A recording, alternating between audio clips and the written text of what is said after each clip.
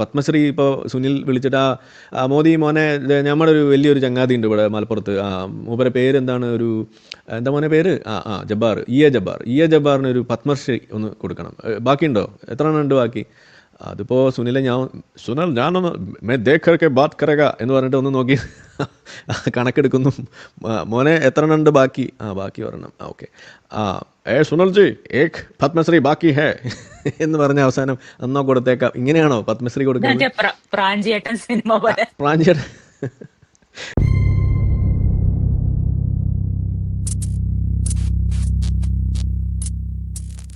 Yes. അപ്പോൾ ഇന്നിപ്പോൾ ഈ വിഷയത്തിൽ ഒറ്റ കാര്യം തുടക്കത്തിൽ പറയാനുള്ളൂ. ഇന്നലെ നടന്ന ലിയാഖത്ത് ചെയ്തു എന്ന് പറയുന്ന ആ ഒരു വീഡിയോ, ഒരു എത്ര 2-3 മണിക്കൂർ 4 മണിക്കൂർ അങ്ങോട്ട് നീളുണ്ടെന്നാണ് പറയുന്നത്. അതിലൂടെ സംഭവിച്ചിരിക്കുന്നത് എന്താണെന്ന് പറഞ്ഞു കഴിഞ്ഞാൽ, ഒരു വോക്ക് ഉണ്ടാക്കാനായിരുന്ന ഞാൻ എങ്ങനെയാണ് ഇന്ന് കാണുന്ന അവസ്ഥയിലേക്ക് ആ വോക്ക് തരം മാറ്റി ഒരു എന്താ പറയുക, കുറച്ചും കൂടി ബോധത്തോടു കൂടി ചിന്തിക്കുന്ന ഒരു സ്വതന്ത്രനായിട്ട് മാറിയത് എന്നത് വളരെ കൃത്യമായിട്ട് കാണിച്ചിട്ടുണ്ട്. ഒന്നത്. 2, നമ്മൾ പറയുന്ന കാര്യങ്ങളിൽ ക്ലാരിറ്റി വരുത്തി അതിന് ഇരുമ്പോലൊക്കെ കണക്കെ കാണാതെ അതിങ്ങനെ മാറ്റേണ്ടതിനെ തിരുത്തി മുന്നോട്ട് പോകുന്നൊരു രീതി ഇത് അവിടെ കാണിച്ചിട്ടുണ്ട്. നമ്മൾ പറയാനുള്ള കാര്യങ്ങളൊക്കെ എവിടെയാണെങ്കിലും പച്ചയ്ക്ക് പറയുന്ന പരിപാടി അത് പണ്ടും ഉണ്ട് ഇന്നും ഉണ്ട് എന്നുള്ളത് അവിടെ കാണിച്ചു തന്നിട്ടുണ്ട്. പിന്നെ ഏറ്റവും പ്രധാനപ്പെട്ടതാണ്, നമുക്ക് ഫണ്ട് വന്നിട്ടില്ല, പിന്തുണയാണെന്നാണ് പറഞ്ഞുകൊണ്ടിരുന്നത്. പിന്തുണയുടെ കാര്യം അതവിടെ ഇരിക്കട്ടെ, അത് പഴംതുണിയുടെ അവസ്ഥയാണ്. ഫണ്ടില്ല, ആരിഫിന് ഫണ്ട് വന്നിട്ടില്ല, അങ്ങനെ ഒരു സംഭവം കണ്ടതായിട്ട് എനിക്ക് അറിവില്ല, അങ്ങനെ ഒരു സംഭവമില്ല, അങ്ങനെ ഞാൻ പറഞ്ഞിട്ട് ആരിഫ് തെളിയിക്കുന്നൊക്കെയാണ് പറയുന്നത്. എനിക്കങ്ങനെ വാദമില്ലല്ലോ. പക്ഷേ ഏതായാലും വലിയ ഉപകാരമാണ് ചെയ്തിരിക്കുന്നത്. ഫണ്ട് വാങ്ങിച്ചിട്ടുള്ള ഒരു എക്സ് മുസ്ലിം അല്ല എന്ന് എനിക്ക് കൃത്യമായിട്ട് അവിടെ സ്ഥാപിച്ച് സർട്ടിഫിക്കറ്റ് തന്നില്ല. ലിയാഖത്ത് അലി സർട്ടിഫൈഡ് ആണ് ഞാനിപ്പോൾ. അപ്പോൾ അതുകൊണ്ട് ഇനി ആരെങ്കിലും വന്നിട്ട് സംഘി ഫണ്ട് എന്നൊക്കെ പറഞ്ഞാൽ പെട കിട്ടുമെന്നാണ് എനിക്ക് പറയാനുള്ളത്. കാരണം ലിയാഖത്ത് അലി അപ്രൂവ് ചെയ്ത സാധനമാണ്, അത് ആരും ചോദ്യം ചെയ്യാൻ പാടില്ല. ഓക്കെ.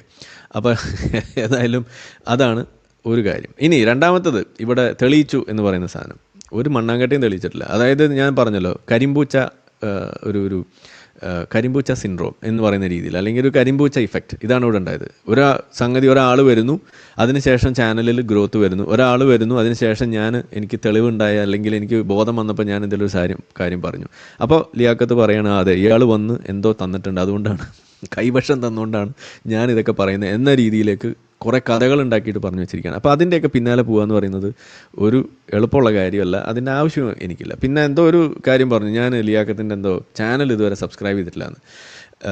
അത് നുണയാണെന്നൊക്കെയാണ് പറയുന്നത്. ചാനൽ സബ്സ്ക്രൈബ് ചെയ്തിട്ടുണ്ടെന്ന് മാത്രമല്ല, അത് എന്നാണ് സബ്സ്ക്രൈബ് ചെയ്തതും എന്നും ഇന്നും അത് സബ്സ്ക്രൈബ്ഡ് ആണ് എന്നും അതിൻ്റെ ഡേറ്റ് എന്നാണെന്നും കൂടി അങ്ങ് പറഞ്ഞു തന്നേക്കാം. ലിയാഖത്ത് സൗകര്യം ഉണ്ടെങ്കിൽ പോയി കണ്ടെത്തി അത് മനസ്സിലാക്കാൻ ശ്രമിക്കാം. അപ്പോൾ അതിൻ്റെ ഡേറ്റ് ഇതാണ്, 2020 ഓഗസ്റ്റ് 2 ഒരു പുലർച്ചെ 12:38 AM ലിയാഖത്ത് അലിയുടെ ചാനൽ ഞാൻ സബ്സ്ക്രൈബ് ചെയ്തിരിക്കുന്നത്. ഓക്കെ.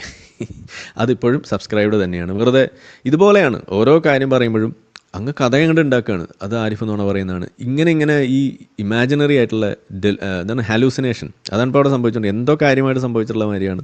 ഡെലൂഷൻസ് ആണ് അവിടെ പറഞ്ഞുകൊണ്ടിരിക്കുന്നത്. അതിനൊന്നും മറുപടി പറയേണ്ട കാര്യമില്ല. ഇതുപോലുള്ള കാര്യങ്ങൾ ഇപ്പോൾ സോഷ്യൽ ബ്ലേഡ് നോക്കിയിട്ട് നമ്മളുടെ കുറച്ച് പീരീഡിലേക്ക് അതിൻ്റെ സബ്സ്ക്രൈബേഴ്സിൻ്റെ കൗണ്ട് കാണാനില്ല. അതെ, അവിടെ എന്തോ സംഭവിച്ചിട്ടുണ്ട്. ഇത് എൻ്റെത് കാണാനുണ്ട്, ബാക്കിയുള്ളവരൊക്കെ കാണാൻ, ആരിഫിൻ്റെ മാത്രം കാണാനില്ല. എന്തുകൊണ്ട് കാണാനില്ല എനിക്കും അറിയില്ല. പക്ഷേ അത് യൂട്യൂബിൻ്റെ ഡാഷ്ബോർഡിൽ പോയി അവിടെ ഉണ്ടല്ലോ. അത് അവിടെ എന്നോട് ചോദിച്ചാൽ ഞാൻ കൊടുക്കൂലായിരുന്നു. ആ സാധനം ഒന്ന് തരുമോ ആരിഫ് എന്ന് ചോദിച്ചാൽ ഞാൻ കൊടുക്കൂലേ, അത് ചോദിച്ചിട്ടില്ല. അപ്പോൾ അവിടെ കണ്ടില്ല. Therefore something is there. ഇതാണ് ഞാൻ പറഞ്ഞത്. ഒരു സാധനം, ഒരു കോസും ഒരു എഫക്റ്റും, അത് തമ്മിൽ ഒരു കണക്ഷൻ ഇല്ലെങ്കിൽ പോലും അങ്ങ് കോറിലേഷൻ ഉണ്ടാക്കി ഒരു കഥയുണ്ടാക്കി അത് വെച്ച് സിനിമ വരെ ഉണ്ടാക്കി അതും നെറ്റ്ഫ്ലിക്സ് സീരീസ് വരെ ആക്കാൻ പറ്റുന്ന പാകത്തിനാണ് കാര്യങ്ങൾ വെച്ചുകൊണ്ടിരിക്കുന്നത്. ഇതിൻ്റെ പിന്നാലെ പോലെയല്ല. നമ്മൾ ചോദിച്ച ഒറ്റ ചോദ്യം അതിപ്പോഴും അവിടെ നിൽക്കുകയാണ്.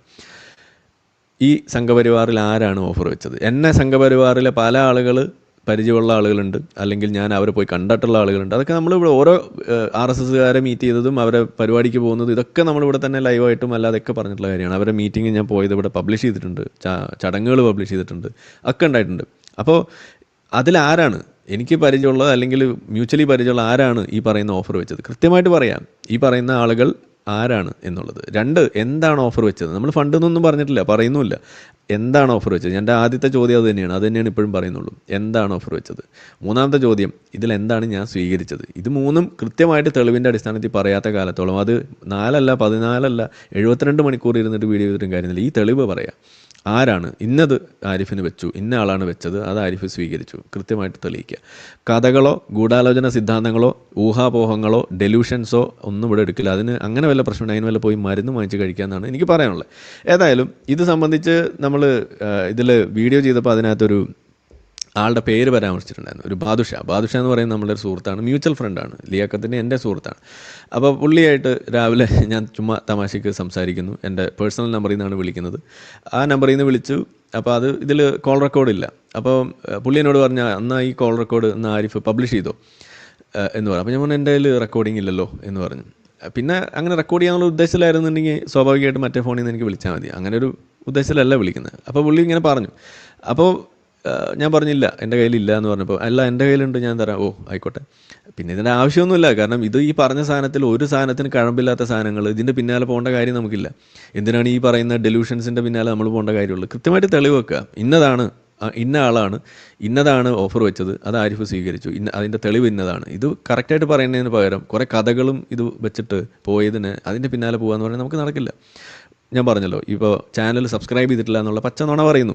എന്നിട്ട് ഞാൻ ഇവിടെ സബ്സ്ക്രൈബ് ചെയ്തതിൻ്റെ ഡേറ്റും സമയവും എല്ലാം ഇവിടെ പറഞ്ഞു കഴിഞ്ഞു. ഇതുപോലെയുള്ള നുണകൾ, ഇതുപോലെയുള്ള വളച്ചൊടിക്കലുകൾ, മാനിപ്പുലേഷൻസ്, ഗ്യാസ് ലൈറ്റിംഗ്, ഇതാണ് ഇവിടെ നടന്നുകൊണ്ടിരിക്കുന്നത്. ഇതിനെ നമ്മൾ സീ ലൈനിങ് എന്നൊക്കെ വേണമെങ്കിൽ വിളിക്കാം. ആ പരിപാടിയിൽ അത്തരം ട്രാപ്പുകളിലൊന്നും നമ്മൾ പോയി തല വെക്കുന്നില്ല, അതിൻ്റെ ആവശ്യം എനിക്കില്ല. നമുക്ക് വി ഹാവ് ബിഗർ ഗോൾസ് എന്നാണ് പറയുന്നത്. അതുകൊണ്ടാണ് നമ്മൾ പറയുന്നത്, ഇതുപോലൊരു കാര്യം ഒരു ഉദ്ദേശത്തിൽ നമ്മൾ മുന്നോട്ട് വെക്കുമ്പോൾ അതിന് വഴിമുടക്കികളായിട്ട് വന്നു നിന്നുകൊണ്ട് ഇതുപോലെ സംഘിച്ചാപ്പ അടിച്ചുകൊണ്ട് നിൽക്കുന്ന പല ആളുകളുണ്ട്. അവരെയൊന്നും നമ്മൾ പിന്നാലെ പോകാല്ല. പക്ഷേ ഒരു വഴി കൂടെ പോകുന്ന ആളല്ലല്ലോ ലിയാക്കത്ത്. അപ്പോൾ സ്വാഭാവികമായിട്ട് ആ പറയുന്നതിനൊരു തെളിവുണ്ടാണ്. വെറുതെ എന്തെങ്കിലും പറഞ്ഞു പോകുക എന്നുള്ളതല്ല. മാത്രമല്ല, ഈ പറയുന്ന സംഘിച്ചാപ്പ അടിക്കുന്നതിന് പകരം ആരിഫ് ഇന്നത് ഈ പറഞ്ഞത് തെറ്റാണ്, ഇത് ഇങ്ങനെയല്ല എന്ന് പറഞ്ഞിട്ട് ഒരെണ്ണെങ്കിലും കാണിച്ചത് എവിടെയെങ്കിലും നിങ്ങൾക്ക് കാണിച്ചു തരാൻ പറ്റും ഒരു സാധനം? അതേസമയം ലിയാക്കത്ത് പറഞ്ഞാൽ മണ്ടത്തരങ്ങൾ എത്ര എണ്ണം നമ്മളിവിടെ തെളിയിച്ചിട്ടുണ്ട്. ഏറ്റവും ഒടുവിൽ പറഞ്ഞാണ് ഈ ഇസ്ലാമിലേക്ക് തിരിച്ചു പോകുമെന്ന് പറയുന്നത് ഒരു മണ്ടത്തരമാണ്. അത് ഇനി എന്തൊക്കെ കടന്ന് മെഴുകിയിട്ടും കാര്യമൊന്നുമില്ല. അല്ലെങ്കിൽ അത് തെറ്റുപറ്റിപ്പോയി, അത് ഞാൻ ഉദ്ദേശിച്ചത് അതല്ലാന്ന് പച്ചയ്ക്ക് വന്ന് പുറത്ത് വന്ന് പറയട്ടെ. അത് ചെയ്യുന്നുണ്ടോ? അതുമില്ല. അതല്ല, ഇനിയിപ്പോൾ ഈ പറയുന്ന പോലെ ഓഫർ വെച്ചു, അത് ആരിഫ് സ്വീകരിച്ചു, അതിലെന്താണ് അതിൻ്റെ വസ്തുത? അതിൽ തെളിവ് എവിടെ? പറയുന്നില്ല. ഇനി അതേപോലെ ഈ ഇസ്ലാമും ഈ സംഘപരിവാറും തമ്മിൽ ഈ കോറിലേഷൻ, ഈ ഇസ്രായേൽ പാലസ്തീൻ വിഷയത്തിൽ അവർ എടുക്കുന്ന നിലപാടുകൾ വീഡിയോ വരെ മുക്കുകയാണ്. പണ്ട് പറഞ്ഞ ഈ വിഷയത്തിലുള്ള ചില കാര്യങ്ങൾ ഇന്ന് പണിയാവുന്ന കണ്ടിട്ട് വീഡിയോ വരെ മുക്കുന്ന അവസ്ഥയാണ്. അതിൽ പറയുന്ന പല കാര്യങ്ങളും ഇസ്രായേൽ വംശഹത്യ നടത്തുന്നു. ഞാൻ ഇവിടെ പറഞ്ഞല്ലോ, വംശഹത്യ നടത്തുന്നു തെളിയിച്ചാൽ 10 ലക്ഷം രൂപ വരെയാണ് നമ്മൾ ഓഫർ വെച്ചത്. ഒരു കുഞ്ഞാട് പോലും മുന്നോട്ട് വന്നിട്ട് ഇതേ വംശഹത്യ എന്ന് പറഞ്ഞിട്ട് തെളിയിക്കാൻ പറ്റിയിട്ടില്ല. അപ്പം നമ്മൾ പറയുന്നത് എന്തുകൊണ്ട് വംശഹത്യ അവിടെ ഇല്ല എന്നുള്ളതിൻ്റെ തെളിവ് വെച്ചിട്ടാണ് നമ്മൾ പറയുന്നത്. പക്ഷേ ഇവർ സയനിസ്റ്റാണ്, ആനയാണ് ചേനയാണെന്ന് പറയുന്നതല്ലാതെ വംശഹത്യ ഉള്ളതിന് തെളിവ് വെക്കണ്ടേ? അത് ഇവർക്ക് പറ്റുന്നില്ല. അപ്പം നമ്മൾ പറയുന്നത് ഒരിക്കൽ പോലും നമ്മൾ പറയുന്ന സംഗതികളെ ഇന്നതാണ് തെറ്റ് എന്ന് പറഞ്ഞ് ചൂണ്ടിക്കാണിച്ച് അത് തിരുത്താനോ അത് ചൂണ്ടിക്കാണിക്കാനോ പറ്റാത്ത ആളുകൾ അവർക്ക് ഉത്തരം മുട്ടുമ്പോൾ, അല്ലെങ്കിൽ അവർ ഉണ്ടാക്കുന്ന അമളികൾ അത് കയ്യോടെ പിടികൂടുമ്പോൾ, ഓരോ വിഷയത്തിലും അങ്ങനെയാണ്. ഹിജാബിൻ്റെ വിഷയത്തിൽ സംഘികൾ ഇളക്കിവിട്ട പ്രശ്നം എന്നാണ് വിളിച്ചു പോയിക്കൊണ്ട് നടന്നത്. അതിന് കൃത്യമായ തെളിവ് കാണിച്ചു കൊടുത്തു. ഇവിടെ എക്സ് മുസ്ലിം മീറ്റിങ്ങിലടക്കം നടന്നിട്ടുള്ള കാര്യമാണ്. അപ്പോൾ അത് ഉടനെ അവിടെ അതൊരു പേഴ്സണൽ ഇഷ്യൂ ആക്കി അതിനെ മാറ്റുന്നു. എന്നിട്ട് അതിനകത്ത് ഒച്ചമ്പാളം ഉണ്ടാക്കുക. ഒച്ചമ്പാളത്തിൽ നമ്മൾ നിൽക്കില്ല. അപ്പോൾ നമ്മൾ നോക്കുമ്പോൾ എന്താണ് കാണുന്നത്? വസ്തുതകൾ ഇവർക്ക് എടുക്കാൻ ദഹിക്കില്ല എന്നുള്ളതാണ്. ദഹനക്കേടാണ്, വസ്തുതകളുടെ ദഹനക്കേടാണ് ഒരു പ്രശ്നം. അതായത് ആ ഹിജാബ് വിഷയത്തിൽ ആ സ്കൂളിൽ ആ കോളേജിൽ യൂണിഫോമിനെ മറികടക്കാൻ വേണ്ടി കുത്തിത്തിരിപ്പുമായിട്ട് വന്ന ക്യാമ്പസ് ഫ്രണ്ടിൻ്റെ ആളുകളാണ് അതിന് ഉത്തരവാദികളെന്ന് ആ പഞ്ചായത്തിൽ തന്നെയുള്ള ആളുകൾ വന്നിട്ട് മുസ്ലിങ്ങളായിട്ടുള്ള മറ്റ് സംഘടനകൾ വന്ന് പറയുമ്പോൾ അതെടുക്കാതെ സംഘിയുടെ തലയിലേക്ക് ഇട്ടിട്ട് അത് വരുത്തി തീർക്കാനാണ് ഇവിടെ ശ്രമിച്ചുകൊണ്ടിരുന്നത്. നമ്മളതിന് കിട്ടിയില്ല. കാരണം നമ്മൾ വസ്തുത തിരഞ്ഞു പോയപ്പോൾ അതിൻ്റെ പിന്നിൽ ഈ കാക്കാമാരാണെന്ന് നമുക്ക് മനസ്സിലായി. അതുകൊണ്ടാണ് നമ്മളത് പറഞ്ഞുകൊണ്ടിരുന്നത്. അത് ഇപ്പോഴും അവർക്കത് മനസ്സിലായിട്ടില്ല. ഓരോ വിഷയവും നിങ്ങൾ എടുത്തു നോക്കാം, എല്ലാത്തിലും സംഭവിക്കുന്നത് ഇവർ ചെയ്യുന്നതിലെ തെറ്റ് ഇതാണ് എന്ന് നമ്മൾ ചൂണ്ടിക്കാണിച്ച് അവരത് എടുക്കുന്നില്ല എന്നുള്ളതാണ്. അസ്കർ അലിയുടെ വിഷയത്തിൽ പോലീസുകാരൻ പച്ച പോലീസ് വന്ന് ഒറ്റിക്കൊടുത്ത് തല്ല് വാങ്ങിച്ചു കൊടുത്തതിന് എസൻസിനെ മണ്ടയ്ക്ക് കയറിയിട്ട് വല്ല കാര്യമുണ്ടോ? ഇതാണ് നമ്മൾ ചോദിക്കുന്നത്. അവിടെ എസൻസിനെ കുറ്റം പറഞ്ഞുകൊണ്ടിരുന്നു, എസൻസിൻ്റെ സംഗതി പറഞ്ഞുകൊണ്ട് അത് കേൾക്കുന്നില്ല എന്നുണ്ടപ്പോൾ സംഘിച്ചാപ്പ അടിക്കാൻ തുടങ്ങി. ഇതാണ് നടക്കുന്നത്. അപ്പോൾ അമളികൾ കൈയോടെ പിടികൂടപ്പെടുമ്പോൾ ഇതിൽ പ്രശ്നം. ഇപ്പോൾ NRC ഞാനെന്തോ തട്ടിയെടുത്തു എന്നുള്ള രീതിയിലൊക്കെയാണ് പറഞ്ഞത്. അതൊക്കെ പറയും, ധൈര്യം ഉണ്ടെങ്കിൽ പറയുന്നത് ഞാൻ പറയാം. NRC എങ്ങനെയാണ് എൻ്റെ കയ്യിലേക്ക് എത്തിയിട്ടൊന്നുമില്ല, എന്നെ വലിച്ച് ഇഴച്ച് അതിലേക്ക് കൊണ്ടുവരാണ് ഉണ്ടായത്. അതായത് ഡോക്ടർ ഒന്ന് നിന്ന് തന്നാൽ മതി എന്നാണ് എന്നോടൊക്കെ പറഞ്ഞത്. നമ്മൾ അതിനില്ലേന്ന് പറഞ്ഞ് നടക്കുന്ന സമയത്താണ് നമ്മളോട് ഇത് പറഞ്ഞത്. ഇപ്പോഴും അതാണ് അവർ പറഞ്ഞുകൊണ്ടിരിക്കുന്നത്. ഞാൻ എപ്പോഴും പറഞ്ഞു, നമ്മൾ ഒഴിയണമെങ്കിൽ ഒഴിയാം, നിങ്ങൾ വേറെ ആൾ വെക്കൂ, നമുക്ക് തിരക്കുണ്ട്. ഒന്നാമത്തെ കാര്യം ഇതിൽ നോക്കാൻ പറ്റുന്നില്ല എന്ന് പറയുമ്പോൾ ആ രീതിയിൽ പോയിരിക്കുന്ന സാധനങ്ങളെ ഇദ്ദേഹം സ്വന്തമായിട്ട് ഇതുപോലെ ഗൂഢാലോചന സിദ്ധാന്തങ്ങൾ വഴി കാര്യങ്ങൾ കൊണ്ടുവന്നു. ഇതാണ് നമ്മൾ കാണുന്നത്. അങ്ങനെ ഓരോ വിഷയം, നിങ്ങൾ ഏത് വിഷയം വേണ്ടതെന്ന് വെച്ചാൽ നിങ്ങൾ എടുക്കുക. ഇതേപോലെ നമ്മളെ കാണാൻ വേണ്ടി ആളുകൾ വന്നു എന്നൊക്കെ പറഞ്ഞു. എന്തായാലും അതൊക്കെ കഴിഞ്ഞ് ഇതിലുള്ള ഓരോ ബോംബ് കഥയും ഒരു കണയില്ലാത്ത രീതിയിൽ ഈ ഗൂഢാലോചന സിദ്ധാന്തങ്ങൾ വെച്ച് പോയി അവസാനം എവിടെ എത്തി നിൽക്കുന്നു? എന്നെ വിളിച്ച ഈ ബാദുഷ എന്ന് പറയുന്ന സുഹൃത്ത്, അല്ലെങ്കിൽ ഞങ്ങൾ രാവിലെ വിളിച്ച ആ സുഹൃത്തിൻ്റെ കോള്, അത് പുള്ളിക്ക് കിട്ടിയപ്പോൾ അത് വെച്ചിട്ട് ഇപ്പോൾ ഇതേ ഫയൽവാൻ ജയിച്ചെന്ന് പറഞ്ഞിട്ട് നമ്മളുടെ കാക്കാമാരുടെ സ്ഥിരം പരിപാടി. 2-3 കാര്യം പറയണ്ടായിരുന്നു. ഞാൻ അത് കഴിഞ്ഞിട്ട് പറയാം. കോള് ആ ഓഡിയോ കേട്ടിട്ട് പറയാം, അതായിരിക്കും നല്ലത്. ഓക്കെ. ഉം. അപ്പോൾ ആ ഓഡിയോ 10 മിനിറ്റുള്ള ഓഡിയോയിൽ നിന്നും തനിക്ക് ആവശ്യമുള്ളത് മാത്രം മുറിച്ചെടുത്തിട്ട് കേൾപ്പിച്ചു. ഇതാണ് ഉണ്ട്. അപ്പോൾ നമ്മൾ ഇനി എന്ത് ചെയ്യാൻ പോകുന്നു? ആ ഓഡിയോ മുഴുവൻ കേൾക്കുക. അതാണ് ഉണ്ടാവുക. അപ്പോൾ ആ കോള് നമുക്ക് കേൾക്കാം. അതിൻ്റെ തുടക്കം ഞാനൊന്ന് കട്ട് ചെയ്യും, കാരണം ആളുടെ പേര് അല്ല പ്രശ്നം, ജോലി സ്ഥലവും കാര്യങ്ങളും പുറത്ത് വരുന്നത് ആൾക്കൊരു ബുദ്ധിമുട്ടുണ്ടെന്ന് പറഞ്ഞിട്ടുണ്ട്. അതുകൊണ്ട് അത് പുള്ളി പറഞ്ഞപ്പോൾ അറിയാതെ അതിൽ പറഞ്ഞു പോയതാണ്. ഓക്കെ. നിങ്ങൾ ധ്വജപ്രണാമാണ് പറയേണ്ടത്. നിങ്ങളെ സംഖ്യയൊക്കെയല്ലോ ലിയാക്കത്ത്. എന്നെ അൺഫ്രണ്ട് ചെയ്ത് ലിയാക്കത്ത്. ഞാൻ പിന്നെ ഫേസ്ബുക്കിൽ ആദ്യം അൺഫ്രണ്ട് ചെയ്ത്, അതിനുശേഷം യൂട്യൂബില് ഞാൻ ലിയാക്കത്തിന് കമന്റ് ഇട്ടപ്പോ ലിയാക്കത്ത് അൺഫ്രണ്ട് ചെയ്തിട്ട് പിന്നെ ഇങ്ങോട്ട് റിക്വസ്റ്റ് ചെയ്ത് ഞാൻ അക്സെപ്റ്റ് ചെയ്തതിന് ശേഷം പിന്നെ ഈ കമന്റ് ഇട്ടതിന് ശേഷം വീണ്ടും അൺഫ്രണ്ട് ചെയ്ത്. ഇപ്പൊ സംഖ്യക്ക് കമന്റ് ഇട്ടോ? അത് ഞാൻ കണ്ടില്ല. ഞാൻ ആ കമന്റ് കണ്ടില്ല, നോക്കിയില്ല. ഇന്നലെ വരെ നോക്കിയപ്പോ കണ്ടില്ല. ഇന്നലെ ഞാൻ രാവിലെ നോക്കിയായിരുന്നു, അപ്പൊ കണ്ടില്ല. ചാപ്പ ഇട്ട് നന്നായി സംഖ്യ ആക്കി. ചാപ്പല്ല, എക്സ് മുസ്ലിങ്ങളെയും സ്വതന്ത്ര ഇന്ത്യയിലൊക്കെ വഴിതെറ്റിക്കണ നിങ്ങളാണെന്ന് പറയുന്നത്. എല്ലാരെയും കൊണ്ട് സംഖ്യകളുമായിട്ട് നിങ്ങളുടെ അന്തർധാര വളരെ സജീവമാണ്. നിങ്ങൾ എല്ലാരെയും കൊണ്ടുവന്ന് സംഖ്യകൾ കൂടെ കെട്ടുന്നു.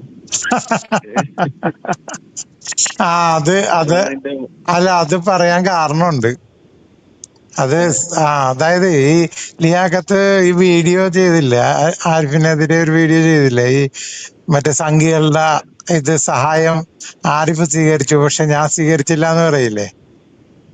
അത് ആ സുനിൽ തീരഭൂമി എന്ന് പറയുന്ന ആള് നിങ്ങൾ രംഗത്തേക്ക് വന്ന സമയത്ത് എന്നോട് നമുക്ക് ആരോടും അയച്ചില്ലാത്തതുകൊണ്ട് പുള്ളി ഒരു ദിവസം എന്നോട് പറഞ്ഞു എനിക്ക് ഇവരൊന്ന് പരിചയപ്പെടണമെന്ന് പറഞ്ഞു, നിങ്ങൾ രണ്ടുപേര്, ആരിഫിനെ ലിയാക്കത്തിന്. അപ്പൊ ഞാൻ പറഞ്ഞു എന്ത് ചെയ്യണമെന്ന് പറഞ്ഞു? പരിചയപ്പെടണമെന്ന് പറഞ്ഞു. ഓക്കെ. പരിചയപ്പെടുന്നൊരു സംഖ്യ എന്ന് പറയുമ്പോൾ നമ്മൾ എന്താ പറയാ, പറ്റൂല. ജൂതനെ കണ്ടെടുത്ത് വെച്ച് വെട്ടിക്കൊല്ലണം, കാഫിറിനെ കണ്ടെടുത്ത് വെച്ച് എന്താണ്. അപ്പോൾ ഇതാണ് പറയുന്നത്. അതായത് ഞാൻ കണ്ടിട്ടുള്ള 10-100 വരുന്ന സംഖ്യകൾ, എന്നെ പരിചയമുള്ള ആളുകൾ, ഈ സംഖ്യകളിൽ ഒരാളാണ് ഈ പറയുന്ന സുനിൽ. ഈ സുനിലും ഞാനും ലിയാക്കത്തും ബാദുഷയൊക്കെ കോമൺ ആയിട്ടുള്ള ഒരു ഫ്രണ്ട് ആയതുകൊണ്ട് പെട്ടെന്ന് ആളുടെ പേരെടുക്കാൻ പറ്റി, അല്ലെങ്കിൽ ലിയാക്കത്തിന് മുന്നിൽ വന്ന ഒരാൾ എന്നുള്ള രീതിയിൽ. ലിയാക്കത്തിന് അറിയാത്ത എത്ര സംഖ്യകൾ ഞാൻ പോയിട്ട് കണ്ടിട്ടുണ്ട്, പലതും നമ്മൾ സംസാരിച്ചിട്ടുണ്ട്. അതെന്താ, ഈ നമ്മളിനി ആരോട് പോയി സംസാരിച്ചാൽ ഇതെല്ലാം യൂട്യൂബിന് വേണ്ടിയിട്ടാണെന്നാണോ അതിൻ്റെ അർത്ഥം? യൂട്യൂബിലേക്ക് സബ്സ്ക്രൈബേഴ്സിനെ കൂട്ടാൻ വേണ്ടിയിട്ടാണ് ഇവരൊക്കെ പോയി കാണുന്നത്. ഈ യൂട്യൂബിന് പുറത്ത് ലോകമില്ലേ? ഇതെന്താണ് ഇതിൽ നിന്ന് മനസ്സിലാവുന്നില്ല. പോട്ടെ. അതായത് പരിചയപ്പെടാം. ഓക്കെ, പരിചയപ്പെടാല്ല, അതിനെന്താന്ന് ചോദിച്ചാൽ അങ്ങനെ ഒരു ദിവസം പരിചയപ്പെടുത്തുന്നത്. പക്ഷേ ലിയാക്കത്ത് അപ്പോഴും പറഞ്ഞു ഞാനൊരു രാഷ്ട്രീയ പാർട്ടിയുടെയും കൂടെ ചേരാൻ താല്പര്യപ്പെടുന്നില്ല എന്ന് പറഞ്ഞു. അങ്ങനെ ലിയാക്കത്തിനെ പരിചയപ്പെടുത്താൻ പറ്റിയില്ല. പക്ഷെ ഇവര് ഫണ്ട് ഓഫർ ചെയ്യാൻ അങ്ങനെ ഒന്നുമല്ല, ആകെ വെറുതെ ഒരു പരിചയപ്പെടില്ല പുള്ളിക്ക്. ഈ ബാദുഷ പറയുന്നത് എടുക്കേണ്ടി വരും, കാരണം ഈ ബാദുഷയുടെ തന്നെ വാക്കുകളാണ് ഇന്ന് ലിയാക്കത്ത് അവിടെ പൊക്കിക്കൊണ്ട് നടക്കുന്നത്. ബാദുഷയാണ് ഇത് പരിചയപ്പെടുത്തിയെന്നാണ് ഇന്നലെ അനൗൺസ് ചെയ്തത്. അല്ലെങ്കിൽ ഈ പറയുന്ന ഓഫർ പിന്തുണയുമായിട്ട് വന്ന ആൾ ബാദുഷയാണ് ഈ ബാക്കി കാര്യങ്ങൾ പറയുന്നത്. അപ്പോൾ നിങ്ങൾ കേൾക്കുക.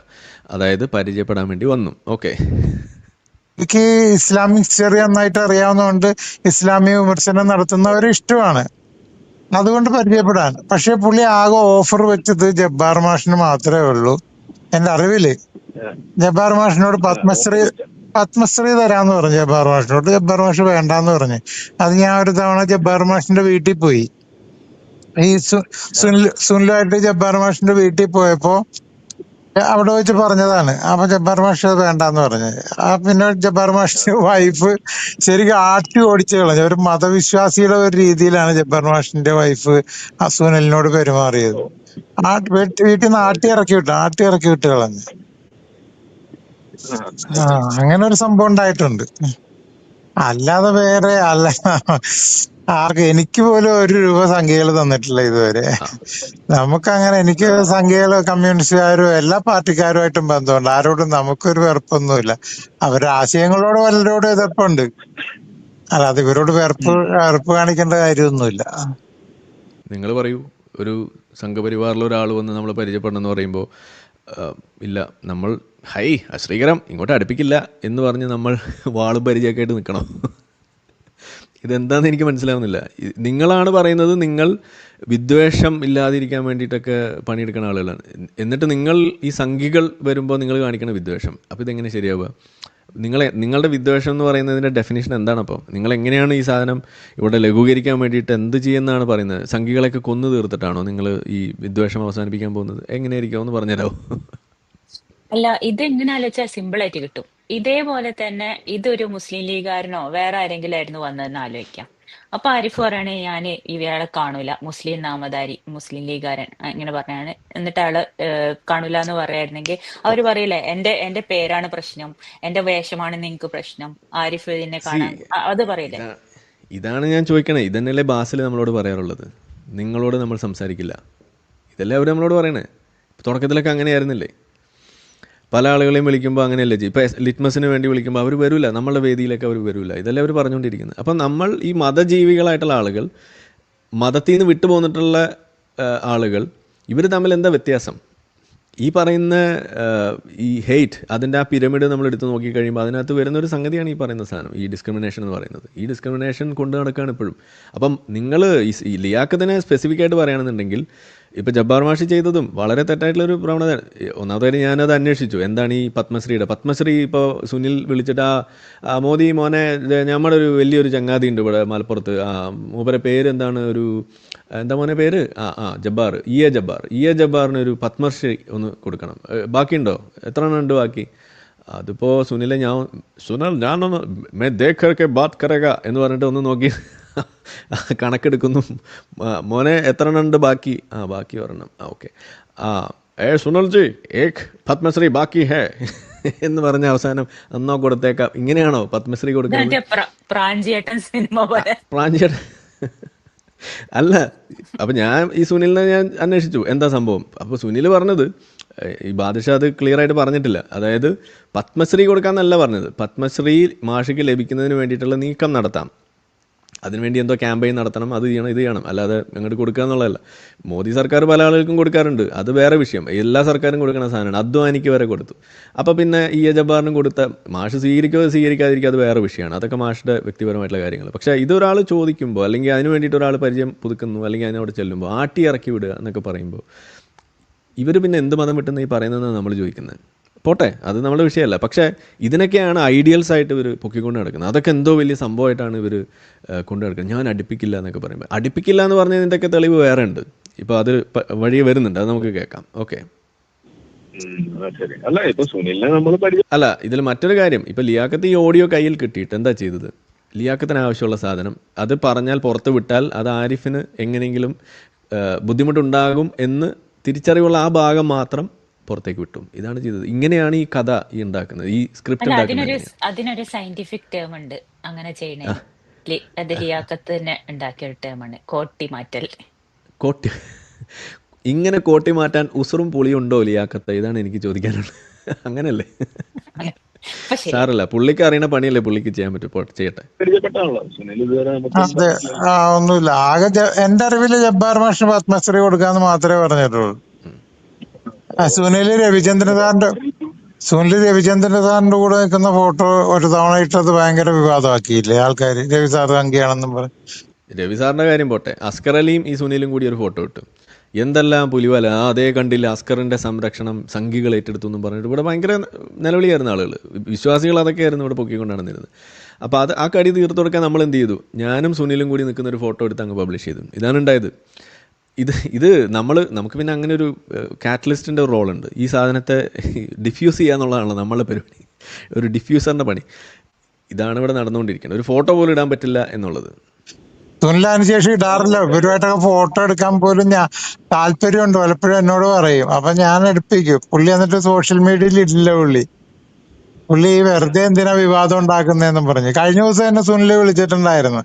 എന്നിട്ട് പറഞ്ഞു നിങ്ങൾ തമ്മിലുള്ള ലിയാഖത്തും ആരിഫും തമ്മിലുള്ള ഈ സോഷ്യൽ മീഡിയയിലുള്ള തല്ലും നിർത്തിക്കൂടെ, നിങ്ങളൊന്ന് ഇടപെട്ടുകൂടെ, നിങ്ങൾ പറഞ്ഞുകൂടെ എന്ന് ചോദിച്ചു. ഞാൻ പറഞ്ഞു ഞാൻ ആരോട് പറയാനാണ്. പിന്നെ ഇങ്ങനെ ഓരോ ചാപ്പ അടിച്ചോണ്ടിരിക്കുമ്പോ ആരിഫിന് മറുപടി പറയാതിരിക്കാൻ പറ്റില്ലല്ലോ. മറുപടി പറയുക അതില് അല്ല ഇപ്പൊ നമുക്ക് സുഖമായി, കാരണം ഇപ്പൊ ലിയാഖത്ത് നമ്മൾ സ്ഥാപിച്ചു. ഞാൻ ഫണ്ട് വാങ്ങിച്ചിട്ടില്ലായിരുന്നു. ആ അതെ അതെ. അല്ല അതിന്റെ കാരണക്കാരൻ ഞാനാന്ന് പറഞ്ഞല്ലോ. ഞാൻ ഊഹിച്ചായിരുന്നു അന്നത്തെ വീഡിയോയില്ല, അത് ഞാൻ വഴി ആയിരിക്കുമെന്ന് ഊഹിച്ചത് കറക്റ്റ് ആയിരുന്നു.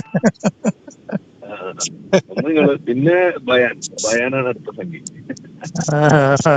അതെ ബയാൻ സംഖ്യയാണ്. അല്ല ബയാന്റെ കാര്യമാണ് ഏറ്റവും വലിയ കോമഡി. മറ്റേ മലപ്പുറത്ത് വെച്ച് ഒരു പരിപാടി ഉണ്ടായിരുന്നല്ലോ, മുസ്ലിം ഒരു ഈ പരിപാടി നിങ്ങൾ ശരിക്കും ശ്രദ്ധിക്കുക. എക്സ് മുസ്ലിം ഒരു ഇവൻറ്റ് 2023 തോന്നുന്നു. ആ ഇവൻറ്റിൽ ജാർഖണ്ഡിൽ നിന്നോ അവിടുന്ന് ഇവിടുന്ന് ഒരു ചങ്ങാതി വന്നു. അയാളെ വേദിയിൽ പോലും കയറ്റിയില്ല. അയാളെ ഞങ്ങൾ എന്താ വെളിയിലിരുത്തി എന്നൊക്കെയാണ് ലിയാഖത്ത് തള്ളിയത്. അതെന്താണെന്ന് നമുക്ക് കേൾക്കാം. ഓക്കെ, ഏതായാലും ഇത് ആദ്യം കഴിയട്ടെ. ഒരു മീറ്റപ്പ് ഉണ്ടായിരുന്നല്ലോ, ഞാനും ഉണ്ടായിരുന്നു ആ പരിപാടിക്ക്. അപ്പൊ അവിടെ വെച്ചിട്ട് ബയാൻ ഒരാളെ കൊണ്ടുവന്നു, നീരജ് അത്രി എന്ന് പറഞ്ഞിട്ട്. എന്നിട്ട് എന്നോട് പറഞ്ഞു ആരിഫിനെ കാണണമെന്ന് പറഞ്ഞു. ആയിക്കോട്ടെ എന്ന് പറഞ്ഞു. പരിപാടി കഴിഞ്ഞിട്ടെന്ന് പറഞ്ഞു. അപ്പൊ നമ്മളെ പരിപാടി കഴിഞ്ഞപ്പോ പുള്ളി വെയിറ്റ് ചെയ്തു, അവിടെ വെച്ച് കണ്ടു, അത്രേ ഉള്ളൂ. ഇതെങ്ങനെയാണ് റൺ ചെയ്യുന്നത്, നമ്മുടെ ബാക്ക്ഗ്രൗണ്ട് എന്താണ്, ഇതെങ്ങനെ. അപ്പൊ പുള്ളി ഇങ്ങനെ ഓരോ കാര്യങ്ങൾ പറഞ്ഞു, അവിടുത്തെ വിഷയങ്ങൾ, നമ്മുടെ ഇവിടുത്തെ വ്യത്യാസങ്ങൾ. ഇത് മനുഷ്യന്മാര് നമ്മൾ കാണുമ്പോ കാണൂല, നിങ്ങളും ഞാനും സംസാരിക്കാനേ പാടില്ല എന്നൊക്കെ പറഞ്ഞു. മതത്തിന്ന് വിട്ടിട്ട് മതത്തിന്റെ സ്വഭാവം മാറിയിട്ടില്ല, എന്ത് പറയാൻ. അങ്ങനെ ഒരു വെറുപ്പ് കൊണ്ടെടുക്കണം എന്തിനാണ്, എനിക്കതാണ് പിടികിട്ടാത്ത. അതെ അതെ, അങ്ങനെയല്ലല്ലോ ഇത് ചെയ്യല്. ഇപ്പൊ ഞാനിപ്പോ ഇതേ സുനില് പറഞ്ഞിട്ട് പല ആർഎസ്എസിന്റെ ആൾക്കാരെ ഞാൻ പോയി കണ്ടിട്ടുണ്ട്. നമ്മളവിടെ കണ്ട് അവരോട് പല കാര്യം നമ്മൾ നേരിട്ട് മുഖത്ത് നോക്കി ചോദിച്ചിട്ടുണ്ട്, നിങ്ങൾ ഈ മുസ്ലിം വിരുദ്ധത നിങ്ങൾക്ക് ഉണ്ടെന്ന് പറയുന്നത് അത് ഫൈറ്റ്. അപ്പോൾ അതായത് ഇപ്പോൾ കേട്ടല്ലോ, ഈ എന്താണ് നീരജ് അത്രി എന്ന് പറഞ്ഞ വ്യക്തിയാണെന്നാണ് എൻ്റെ ഓർമ്മ കേട്ടോ. ജാർഖണ്ഡ് പുള്ളി വന്നു ഈ പറയുന്ന മലപ്പുറത്തെ ഈ വേദിയിലേക്ക്. പുള്ളി വന്നത് എങ്ങനെയാണ്, ഇതിനെക്കുറിച്ചുള്ള പ്രചാരണമൊക്കെ കണ്ട് ഇതെന്താണ് ഈ ഇന്ത്യയിൽ ഇതുപോലെ വ്യാപകമായിട്ട് ഈ പബ്ലിക്കായിട്ട് പരിപാടികൾ നടത്താൻ കഴിയുന്ന നിലയിൽ ഒരു എക്സ് മുസ്ലിം ഇവൻറ്റ് നടക്കുന്നത് ഇന്ത്യയിൽ, കേരളത്തിൽ മാത്രമാണ്. ഇവിടെ ലിയാഖത്ത് പറയുന്നതിൻ്റെ ഏറ്റവും വലിയൊരു എന്താ പറയുക, ഒരു സെൽഫ് കോൺട്രഡിക്ടറി ആയിട്ടുള്ളൊരു സാധനം. സംഘികൾക്ക് ഇത്രയും വലിയ സപ്പോർട്ട് കൊടുക്കാൻ പറ്റുന്നൊരു സാധനമാണ് എക്സ് മുസ്ലിങ്ങൾ എന്നുണ്ടെങ്കിൽ ഇത് ഏറ്റവും കൂടുതൽ നടക്കേണ്ടത് എവിടെയാണ്? ഈ പറഞ്ഞ സംഘികൾ ഭരിക്കുന്ന സംസ്ഥാനങ്ങൾ. യു പിയിലെങ്കിലും നടക്കണ്ടേ? യു പിയിലുള്ള ആളുകൾ അവിടെ നടത്താൻ പറ്റാതെ ഇവിടെ കേരളത്തിൽ ഒളിച്ചും പാത്തും താമസിച്ചിട്ടാണ് ചെയ്യുന്നത്. നമ്മൾ എത്ര തവണ പറഞ്ഞിട്ടുള്ള കാര്യമാണ് ഈ പറയുന്നത്. അപ്പോൾ അത് അവിടെ നടക്കുന്നില്ല. അപ്പോൾ അതിൻ്റെ കാരണം എന്താണ്? ഈ മുസ്ലിങ്ങൾക്ക് ഇത് അവിടെ ചെയ്യാൻ പറ്റാത്തതിൻ്റെ കാരണം സംഖ്യ ഉള്ളതുകൊണ്ടോ അല്ലെങ്കിൽ മറ്റൊന്നുകൊണ്ടല്ല, സ്വന്തം സമുദായത്തിൽ നിന്ന് ആളുകൾ വേട്ടയാടുകയാണ്. ഈ എക്സ് മുസ്ലിങ്ങളായിട്ടുള്ള ആളുകൾ, അവിടെയുള്ള മുസ്ലിങ്ങൾ, അവരുടെ ബന്ധുക്കളും അയൽവാസികളും നാട്ടുകാരുമായിട്ടുള്ള മുസ്ലിങ്ങൾ വേട്ടയാടി തല്ലി കൊല്ലാൻ വേണ്ടി വരുമ്പോൾ ജീവനും കൊണ്ട് ഓടിയിട്ട് അവർ കേരളത്തിൽ വരികയാണ്. ഇതാണ് സംഭവിക്കുന്നത്. അപ്പോൾ കേരളത്തിൽ എന്തുകൊണ്ട് നടക്കുന്നു? അതിന് അതിൻ്റേതായിട്ടുള്ള ഒരു സാമൂഹികമായ ഒരു ചരിത്രമുണ്ട്. അതിൽ KYS ഉൾപ്പെടെ ഈ യുക്തിവാദി സംഘവും അങ്ങനെയൊക്കെ കാലങ്ങളായിട്ട് നടന്നുകൊണ്ടിരിക്കുന്ന ഒരു മണ്ണ് ഒരുക്കൽ ഇവിടെ നടന്നിട്ടുണ്ട്. അതിൻ്റെ ഒരു പ്രൊഡക്റ്റാണ് ഈ എക്സ് മുസ്ലിം ഒരു മൂവ്മെൻറ്റ് എന്ന് പറയുന്നത് ഇവിടെ. അപ്പോൾ ഇതെന്താണെന്ന് അറിയാൻ വേണ്ടിയിട്ട് അവർ പഠിക്കാൻ വേണ്ടിയിട്ട് പല ആളുകളോട് വരും. അവർ വരുന്ന സമയത്ത് ഇതിൻ്റെ ആളുകളെ കാണും, അവർ നമ്മളോട് സംസാരിക്കും. ഇതാണ് ഉണ്ടാവുന്നത്. അപ്പോൾ ഇത് ഒരാളിപ്പോൾ വരികയാണ്, ഇതൊന്ന് അറിയാൻ വേണ്ടിയിട്ട് വരുന്നു. അപ്പോൾ വരുമ്പോൾ നമ്മളടുത്ത് സംസാരിക്കണം എന്ന് പറഞ്ഞാൽ, ഇല്ല നിങ്ങൾ സംഖ്യയല്ല, ഞാൻ നിങ്ങളോട് മിണ്ടില്ല, ഇല്ല ഞാൻ മിണ്ടൂല, കൂട്ടാക്കൂല, സെറ്റ് എന്താണ് കൂടൂല എന്നൊക്കെ പറഞ്ഞ് നമുക്ക് മാറി നിൽക്കാൻ പറ്റും. നിങ്ങൾ പോയി അറ്റം ചെത്തിയിട്ട് വാ, എന്നിട്ട് പോയി എക്സ് മുസ്ലിം ആയിട്ടോ എന്നാലും ഞാൻ നിങ്ങളോട് മിണ്ടൂ എന്ന് പറയാൻ പറ്റും. ഇതൊക്കെ എന്ത് തരം വാദമാണെന്നാണ് നമുക്ക് മനസ്സിലാവാത്തത്. അപ്പോൾ ഈ പറയുന്ന വ്യക്തി ഇത് എന്താണെന്ന് അറിയാൻ വേണ്ടി ഇത് അറിഞ്ഞിട്ട് പത്രത്തിലൊക്കെ ആ സമയത്ത് വന്നിരുന്നു നമ്മളെക്കുറിച്ചുള്ള വാർത്തകളൊക്കെ. അതൊക്കെ കണ്ടിട്ട് ഇതിനെക്കുറിച്ച് അറിയാൻ വേണ്ടിയിട്ട് അവരോട് വന്നു. അപ്പോൾ ലിയാഖത്ത് അതിൽ പറയുന്നുണ്ട്, പുള്ളീനെ എന്തോ വേദിയിൽ കയറ്റിയില്ല, പുറത്ത് വെയിറ്റ് ചെയ്യാൻ പറഞ്ഞു എന്നൊക്കെ പറഞ്ഞിട്ട്. ഈ പറയുന്ന ഈ അത്രി, എനിക്ക് ഓർമ്മയുണ്ട് ആ പരിപാടിയിൽ ഞാൻ സംസാരിച്ച വ്യക്തിയാണ്. ഞാൻ അവിടെ സംസാരിക്കുമ്പോൾ ഈ പറയുന്ന ഈ സംഘി ഈ പറയുന്ന വേദിയുടെ അകത്ത് 1ാമത്തെ സീറ്റിൽ ഇരിക്കുന്നുണ്ട്, എന്നുവെച്ചാൽ അതിൻ്റെ 1ാമത്തെ വരിയിൽ അവിടെ ഇരുന്നിട്ടാണ് ഇത് കേട്ടോണ്ടിരുന്നത്. അതുകൂടാതെ ഈ പറയുന്ന വ്യക്തിയെ ലിയാഖത്ത് നേരിട്ട് സംസാരിച്ചു. എന്നിട്ട് അയാളെന്തോ പറഞ്ഞു, പുള്ളി എന്തോ പറഞ്ഞു, പരിചയപ്പെട്ടു, അത് കഴിഞ്ഞ് വിട്ടു. ഇതാണ് അവിടെ സംഭവിച്ചത്. അത് കഴിഞ്ഞ് എന്നെ കണ്ടു, ഞാനും അവിടെ ഇരുന്ന് കുറേ കാര്യങ്ങൾ സംസാരിച്ചു. എന്താണ് ഇതിൻ്റെ വരവ്, എന്താണ് ഇതിൻ്റെ പോക്ക്, എങ്ങനെയാണ് ഇതിൻ്റെ ഒരു പരിപാടി നടക്കുന്നത്, എങ്ങനെയാണ് നിങ്ങൾക്ക് ഇവിടെ ചെയ്യാൻ കഴിയുന്നത്, എന്താണ് ഈ കേരളത്തിൽ മാത്രം പ്രത്യേകത, എന്താണ്, ഇതൊക്കെയാണ് അവർ ചോദിക്കുന്നത്. ഇത് ചോദിക്കുമ്പോൾ ഒരാൾ ചോദിക്കുമ്പോൾ അതിന് മറുപടി കൊടുക്കുന്നതിന് എന്താ തെറ്റ്? അപ്പോൾ ലിയാക്കത്ത് കാണുന്ന എന്താണ്, ഇയാൾ വന്നു പോയതിന് ശേഷം എൻ്റെ സബ്സ്ക്രൈബർ കൗണ്ട് കൂടി. അപ്പോൾ പ്രശ്നം എന്താണ്, ഇയാൾ വന്നതാണോ സബ്സ്ക്രൈബർ കൗണ്ട് കൂടിയതാണ്? ഇവിടെയാണ് നമ്മളുടെ എന്താണ് നമ്മളുടെ നിഷാദ് കൈപ്പള്ളി പറഞ്ഞ സാധനം അവിടെ വാസ്തവമാകുന്നത്. ഇത് അസൂയയാണ് സത്യത്തിൽ. ഇതിനെ നമ്മൾ അസൂയ എന്ന് പറയുമ്പോൾ ഒരു ലോ ക്ലാസ് വേർഡായിട്ട് നിങ്ങൾക്ക് തോന്നുന്നുണ്ടെങ്കിൽ നമുക്ക് നല്ല ശാസ്ത്രീയമായിട്ടൊരു വാക്കാണ് ടോൾ പോപ്പി സിൻഡ്രോം എന്ന് പറയും ഇതിന്. അതായത് ഒരു ഗ്രൂപ്പിൽ കുറച്ച് ആളുകൾ കൂടി ഒരുമിച്ചൊരു സംഗതി തുടങ്ങുന്നു. ഈ കോർപ്പറേറ്റ് വേൾഡിലൊക്കെ നിലനിൽക്കുന്ന ഒരു സംഭവമാണ്. അതിനകത്ത് ഒരാൾ എക്സൽ ചെയ്യാണ് അവരുടെ ആ ഫീൽഡിൽ. എക്സൽ ചെയ്യുന്ന സമയത്ത് അയാളെ ഇകഴ്ത്തി കാണിക്കാൻ വേണ്ടിയിട്ട് അനാവശ്യമായിട്ടുള്ള ക്രിറ്റിസിസം, അവരുടെ ചെറിയ ചെറിയ മൈന്യൂട്ടായിട്ടുള്ള കാര്യം, അയാൾ ചെരിഞ്ഞത് ശരിയായില്ല, അയാളുടെ മുണ്ടെടുത്തത് ശരിയായില്ല, അയാൾ പറഞ്ഞത് ശരിയായില്ല, അയാൾ ഇങ്ങനെ അസോസിയേഷൻ അങ്ങനെ അസോസിയേഷൻ ഇങ്ങനെ അയാൾ പിന്നാലെ കൂടുന്ന ഒരു പ്രവണത. എന്നിട്ട് അവരെ താറടിക്കാൻ വേണ്ടി നോക്കുക. ഇതാണ് ഇവിടെ നടക്കുന്നത്. പച്ചയ്ക്ക് പറഞ്ഞാൽ അതാണ്. അല്ലെങ്കിൽ പിന്നെ എന്തിനാണ് ഈ സബ്സ്ക്രൈബർ കൗണ്ടിൻ്റെ കാര്യം ഇവിടെ മെൻഷൻ ചെയ്യേണ്ട കാര്യം എന്താ ഉള്ളത്? അതിവിടെ സ്ക്രീൻഷോട്ട് കാണിക്കേണ്ട കാര്യം എന്താ ഉള്ളത്? ഇനി ഞാൻ അത് പറയുകയാണെന്നുണ്ടെങ്കിൽ ഈ പറയുന്ന പീരീഡിലാണ് ഈ പറയുന്ന എന്താണ് യൂട്യൂബിൽ ഈ റീമിക്സിങ് ഓപ്ഷൻ, ഈ ഷോർട്സ് ഇടുന്ന ഓപ്ഷൻ വന്നത്. നമ്മളുടെ ചാനലിൽ ഏറ്റവും കൂടുതൽ ഷോർട്സ് ഇടാൻ വേണ്ടിയിട്ട് ഞാൻ മെനക്കെട്ടിരുന്നൊരു സമയമുണ്ട്. അത് ഈ സമയമാണ്. എന്ന് വെച്ചാൽ അന്നൊക്കെ നമ്മൾ ഈ പറയുന്ന ഷോർട്സ് ഇടാൻ വേണ്ടിയിട്ട് സമയം ചിലവഴിക്കുക എന്ന് പറഞ്ഞു കഴിഞ്ഞാൽ രാവിലെ എഴുന്നേറ്റ് അപ്പി ഇടാൻ പോകുമ്പോൾ മൊബൈലുമായിട്ട് കയറും. എന്നിട്ട് അവിടെ ഇരുന്ന് 10 ഷോർട്സ് മിനിമം ഇട്ടിട്ടാണ് ഞാൻ തരുന്നത്. അപ്പി ഇട്ടില്ലെങ്കിൽ പോലും ഞാൻ ഷോർട്സ് ഇട്ടിട്ടാണ് ഞാൻ ഇറങ്ങിയിരുന്നത്. ഇങ്ങനെയാണ് നമ്മളെ ചാനലിൽ ഷോർട്സ് ഇട്ടുകൊണ്ടിരുന്നത്. കാരണം അന്ന് എഡിറ്റിംഗ് ടീമൊന്നുമില്ല, നമ്മൾ ഒറ്റയ്ക്കാണ് ചെയ്യുന്നത്. അങ്ങനെ ചെയ്യുമ്പോൾ സ്വാഭാവികമായിട്ടും അവിടെ റീച്ച് വരും. അങ്ങനെ പല രീതിയിൽ നമ്മൾ വീഡിയോ ഡൗൺലോഡ് ചെയ്യുന്നു, സ്ക്രീൻ റെക്കോർഡ് ചെയ്യുന്നു, എന്നിട്ട് അത് ഷോർട്സ് ആക്കി ഇടുന്നു. അങ്ങനെ പല പല രീതിയിൽ കൂടെ നമ്മൾ ഷോർട്സ് ചെറിയ വീഡിയോസ് ഉണ്ടാക്കും. ഇതാണ് നമ്മൾ ചെയ്തുകൊണ്ടിരുന്നത്. അങ്ങനെയാണ് റീച്ച് ചെയ്യുന്നത്. അപ്പോൾ ഇവിടെ പറയുന്നത് എന്താണ്, ഏതോ ഒരു ചങ്ങാതി നോർത്ത് ഇന്ത്യയിൽ നിന്ന് വന്നു, അയാൾ പോയപ്പോൾ ഇവിടെ റീച്ച് കൂടി, ദെർഫോർ അത് ഇന്ന കാരണം അത് പിന്തുണ കൊണ്ടാണ് എന്ന് പറയും. ഉളുപ്പുണ്ടോ, ഉസുറും പൊളിയുണ്ടോ ലിയാക്കത്ത് എന്നാണ് എനിക്ക് ചോദിക്കാനുള്ളത്. ഇതെന്നൊക്കെ നമ്മൾ എന്താ മനസ്സിലാക്കേണ്ടത്? അപ്പം നമ്മളിവിടെ പണിയെടുക്കുന്നതിന് വിലയൊന്നുമില്ലേ? നമ്മളിവിടെ ഈ പറയുന്ന നമ്മളുടെ നിലപാടുകൾ മെച്ചപ്പെടുത്തുന്നതിന് വിലയൊന്നുമില്ലേ? നമ്മളിവിടെ ആളെ വെച്ച് ചെയ്യിക്കുന്നതിന് മറ്റേ നിലയും വിലയൊന്നുമില്ലേ?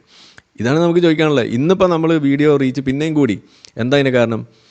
അതിൻ്റെ കാരണം നമ്മളിതിപ്പോൾ എഡിറ്റിംഗ് ടീമാണ്. നമുക്ക് നിങ്ങൾ കണ്ടിട്ടുണ്ടാവും ലിയാക്കത്തിൻ്റെ എൻ്റെ ചാനലിൻ്റെ തംബ്നെയിൽ പോലും ഒരേപോലെയാണ്. കാരണം ഞങ്ങൾക്ക് രണ്ടുപേർക്ക് തംബ്നെയിൽ ഉണ്ടാക്കുന്ന ഒരേ ആളാണ്. ഇതാണ് അവസ്ഥ. ഇത്രമാത്രം അന്തർധാര സജീവമായിട്ട് ഇരിക്കുന്ന സമയത്ത് ആണ് ഇവിടെ പണി നടക്കുന്നത്. അപ്പോൾ ഇത് ആളെ വെച്ചും നമ്മൾ മെനക്കെട്ടും ചെയ്യുമ്പോൾ അതിൻ്റെ റിസൾട്ട് ഉണ്ടാവും. അത് ലിയാക്കത്തിന് അത് കിട്ടാതെ പോകുമ്പോൾ അതിൻ്റെ കാരണം ഇയാൾ വന്നു പോയതുകൊണ്ടാണെന്നൊക്കെ പറഞ്ഞാൽ ഇതിനെ നമ്മൾ എന്തെന്നാ പറയുക? ഇതിൻ്റെ പിന്നാലെ നമ്മൾ എങ്ങനെ തെളിയിക്കുക? ഇതാണ് ഞാൻ ചോദിക്കുന്നത്. ഇതാണോ തെളിവ് ലിയാക്കത്ത് വെച്ചത്? ഇത് കണ്ടിട്ട് നമുക്ക് മൂക്കത്ത് കൈ വെച്ച് ചിരിക്കാനേ പറ്റുള്ളൂ. അപ്പോൾ ഇനിയെങ്കിലും ആരാണ് ആ പറയുന്ന സംഖ്യ? ഇപ്പം വന്ന സംഖ്യ എന്താണ് ഓഫർ വെച്ചത്? അതിലെന്താണ് ഞാൻ സ്വീകരിച്ചത്? അത് കൃത്യമായിട്ട് തെളിയിക്കുക. അല്ലാതെ ഒരാൾ വന്നിട്ട് എക്സ് മുസ്ലിം എന്താണെന്ന് പഠിക്കാൻ വന്ന അയാളോട് ഞാൻ എന്തെങ്കിലും സംസാരിച്ചു അത് ഉടനെ പിന്തുണയാണെന്നൊക്കെ വിശ്വസിച്ച് നാട്ടുകാരെ പറ്റിക്കാൻ പറ്റുമായിരിക്കും, കുറേ ഇതേപോലുള്ള ആളുകളെ. പക്ഷേ ഇത് ലിയാക്കത്ത് മനസ്സിലാക്കേണ്ടത് ഇത് ലിയാക്കത്ത് മാത്രമല്ല ഈ മേഖലയിലുള്ള. ഇതേ മേഖലയിൽ ഇതേ വേദിയിലൊക്കെ ഉണ്ടാകുന്ന മറ്റാളുകളുണ്ട്. ഇപ്പോൾ വേദിയിലേക്ക് ഇയാളെ കയറ്റിയില്ല എന്ന് പറയുമ്പോൾ ഇതേ വ്യക്തി അതേ വേദിയിൽ ഒന്നാമത്തെ കസേരയിൽ അവിടെ ഇരുന്നത് ഞാൻ എൻ്റെ കണ്ണുകൊണ്ട് കണ്ടതല്ലേ. അയാൾ എൻ്റെ സംസാരിക്കുമ്പോൾ എന്നെ നോക്കി ചിരിക്കുന്നത് ഞാൻ കണ്ടു. അയാളെ മുഖത്ത് നോക്കിയിട്ട് ഞാൻ സംസാരിച്ചത് എനിക്ക് ഓർമ്മയുണ്ട്. അപ്പോൾ എങ്ങനെയത് ഇനി ഫോട്ടോയും കൂടിയാണ് നമുക്കിനി പുറത്തു വിടാനുള്ളൂ. അത് ഞാൻ അന്വേഷിച്ചിട്ടുണ്ട്, കിട്ടുകയാണെങ്കിൽ അതും കൂടി വിടാം. അപ്പോൾ ഇതുപോലുള്ള സാധനങ്ങൾ ഇപ്പോൾ നേരത്തെ പറഞ്ഞു ഞാൻ ചാനൽ സബ്സ്ക്രൈബ് ചെയ്യില്ല. പച്ച നുണയൊക്കെ എന്തിനാ ഈ പറയണത്? എനിക്കത് മനസ്സിലാവാത്തത്. ഇതൊരു കാര്യം സ്ഥാപിക്കാനുണ്ടെങ്കിൽ എന്തെല്ലാം വഴികളുണ്ട്. അതിന് ഈ നുണ പറയേണ്ട കാര്യമുണ്ടോ? ഞാൻ കൃത്യമായിട്ട് പറഞ്ഞല്ലോ, 2020 ഓഗസ്റ്റ് ഒരു ദിവസം, ഓഗസ്റ്റ് 2-ാം തീയതി രാത്രി 12 മണിക്കാണ് നമ്മളിത് സബ്സ്ക്രൈബ് ചെയ്യുന്നത്. കൃത്യമായിട്ട് സമയമാണ് പറയുന്നത്. ഇന്നോ ഇന്നലെ പോയിട്ട് ലിയാക്കത്ത് പറഞ്ഞപ്പോൾ ഉടനെ പേടിച്ച് അപ്പിയിട്ട് പോയിട്ട് സബ്സ്ക്രൈബ് ചെയ്തൊന്നുമല്ല. എത്ര വർഷം മുന്നെയാണെന്ന് ആലോചിക്കുക. അങ്ങനെയുള്ള സംഗതിയാണ് ലിയാക്കത്ത് ഇല്ല എന്ന് പറയുന്നത്. ഇതൊക്കെ എന്തിനാണ്, ആരെ പറ്റിക്കാൻ വേണ്ടിയിട്ടാണ് ചെയ്യുന്നത്? അപ്പോൾ ഈ അമളികൾ ഇതുപോലെ പിടികൂടപ്പെടുമ്പോൾ അല്ലെങ്കിൽ ഈ ചെയ്ത സംഗതികളിലെ മറ്റേ പ്രശ്നങ്ങൾ നമ്മൾ ഉന്നയിക്കുമ്പോൾ ഞാൻ എപ്പോഴെങ്കിലും ഈ പറയുന്ന സുഡാപ്പിയാണെന്നുള്ള ചാപ്പ ഇവിടെ വെച്ചിട്ടുണ്ടോ? ഇല്ലല്ലോ. പക്ഷേ സുഡാപ്പിത്തരം കാണിക്കുന്നു അല്ലെങ്കിൽ ഇസ്ലാമിസ്റ്റുകൾ ചെയ്യുന്നത് പോലെ ചെയ്യുന്നു എന്ന് നമ്മൾ പറയാം. അല്ലാതെ ചാപ്പയടിച്ച് സയനിസ്റ്റ് എന്നൊക്കെ വിളിക്കുന്ന കാര്യമൊന്നും നമ്മൾ ഒരിക്കലും നിന്നല്ല. ലിയാക്കത്ത് ചെയ്യുന്നതിലെ പ്രശ്നം എന്താണെന്ന് നമ്മൾ കൃത്യമായിട്ട് പറഞ്ഞിട്ടുണ്ട്. ഓരോന്ന് എണ്ണി പറഞ്ഞിട്ടുണ്ട്. അപ്പോൾ അത് ഒന്ന് മനസ്സിലാക്കുക എന്നുള്ളതാണ്. ഇപ്പോൾ ഏതായാലും ബാക്കി കൂടി കേൾക്കാം. നമ്മളേതായാലും കോട്ടി മാറ്റി മറ്റേ മുറിച്ച് അറ്റം വെട്ടുന്ന പരിപാടിക്ക് നമ്മളില്ല. ബാക്കി 5 മിനിറ്റ് കൂടി ബാക്കിയുണ്ട്. നിങ്ങൾ എന്താ ചെയ്യണത്? നിങ്ങൾക്ക് യഥാർത്ഥത്തിൽ നിങ്ങൾക്ക് മുസ്ലിം വലുതുണ്ടോ? എങ്ങനെയാണ് കാണുന്നത്? നിങ്ങൾ എക്സ് മുസ്ലിം ഇതിപ്പോൾ പറയുന്ന കാര്യം ഇത് അന്നത്തെ കാലം, അതായത് തുടങ്ങി ഇങ്ങനെ 2021-2 കാലഘട്ടത്തിലൊക്കെ സംഭവിച്ചു. പിന്നെ നമ്മൾ ഇതിനെക്കുറിച്ച് കാര്യങ്ങൾ മനസ്സിലാക്കുന്നു. അങ്ങനെ ആ മനസ്സിലാക്കുന്ന ഒരു പ്രോസസ്സിൽ എനിക്ക് മനസ്സിലാവുകയാണ്, അതായത് നമ്മൾ ഈ പറയുന്ന RSSകാരുമായിട്ട് നേരിട്ട് തന്നെ സംസാരിക്കണം. എന്താണ് ഇവരുടെ ഈ വിഷയത്തിലുള്ള നിലപാടുകളെന്ന് നമ്മൾ നേരിട്ട് അറിയണമെന്ന് ഞാൻ പറയുകയും, ഈ സുനിൽ, അന്ന് പരിചയപ്പെട്ട സുനിലിനെ ഞാൻ തിരിച്ച് പലപ്പോഴും വിളിക്കും, പല കാര്യങ്ങൾക്കും വിളിച്ചിട്ട് ഞാൻ പറയും, ഇന്നൊരു കാര്യം ഞാനിപ്പോൾ ആവശ്യപ്പെട്ടിരിക്കുന്ന സാർ, നിങ്ങൾ തന്നെ കേട്ടിട്ടുണ്ടോ പലപ്പോഴും നമ്മൾ ചാനലിൽ പറയുന്നത്, മോഹൻ ഭഗവതിനെ കാണാനിരിക്കുകയാണ്. ഞാൻ കാണും, ഇനിയും കാണും. കാരണം എന്തിനാണ്, ഇതിനെക്കുറിച്ചുള്ള കാര്യങ്ങൾ ചർച്ച ചെയ്യേണ്ടതുണ്ട്. അതേപോലെ ഇതിൻ്റെ പല ആളുകളെ RSSൻ്റെ കേരളത്തിലെ മെയിൻ നേതൃത്വം അവരെ നമ്മൾ കണ്ടിട്ട് അവരുമായിട്ട് സംസാരിച്ചിട്ടുണ്ട്. എന്താണ് ചാനലിന് സബ്സ്ക്രൈബേഴ്സിന് കിട്ടാനുള്ള വഴിയല്ല നമ്മളവിടെ പോയി ചോദിക്കണം. ഇതാണ് ആദ്യം മനസ്സിലായി. ഈ ചാനലിൻ്റെ അപ്പുറത്തേക്ക് ലോകമുണ്ട് എൻ്റെ പൊന്നിലിയാക്കത്തെ. ഈ പറയുന്ന വിഷയങ്ങളിലുള്ള ക്ലാരിറ്റി അത് നമുക്കുണ്ടാവണം. അവർക്കറിയാത്ത കാര്യങ്ങൾ അവർക്ക് പഠിപ്പിച്ചു കൊടുക്കണം. നിങ്ങൾ എപ്പോഴെങ്കിലും ഏതെങ്കിലും സംഘപരിവാർ വേദിയിൽ പോയിട്ട് ഒരു വിമർശനം, ഒരെണ്ണം അവരുടെ മുഖത്ത് നോക്കി നിങ്ങൾക്ക് എപ്പോഴെങ്കിലും പറയാൻ സാധിച്ചിട്ടുണ്ടോ?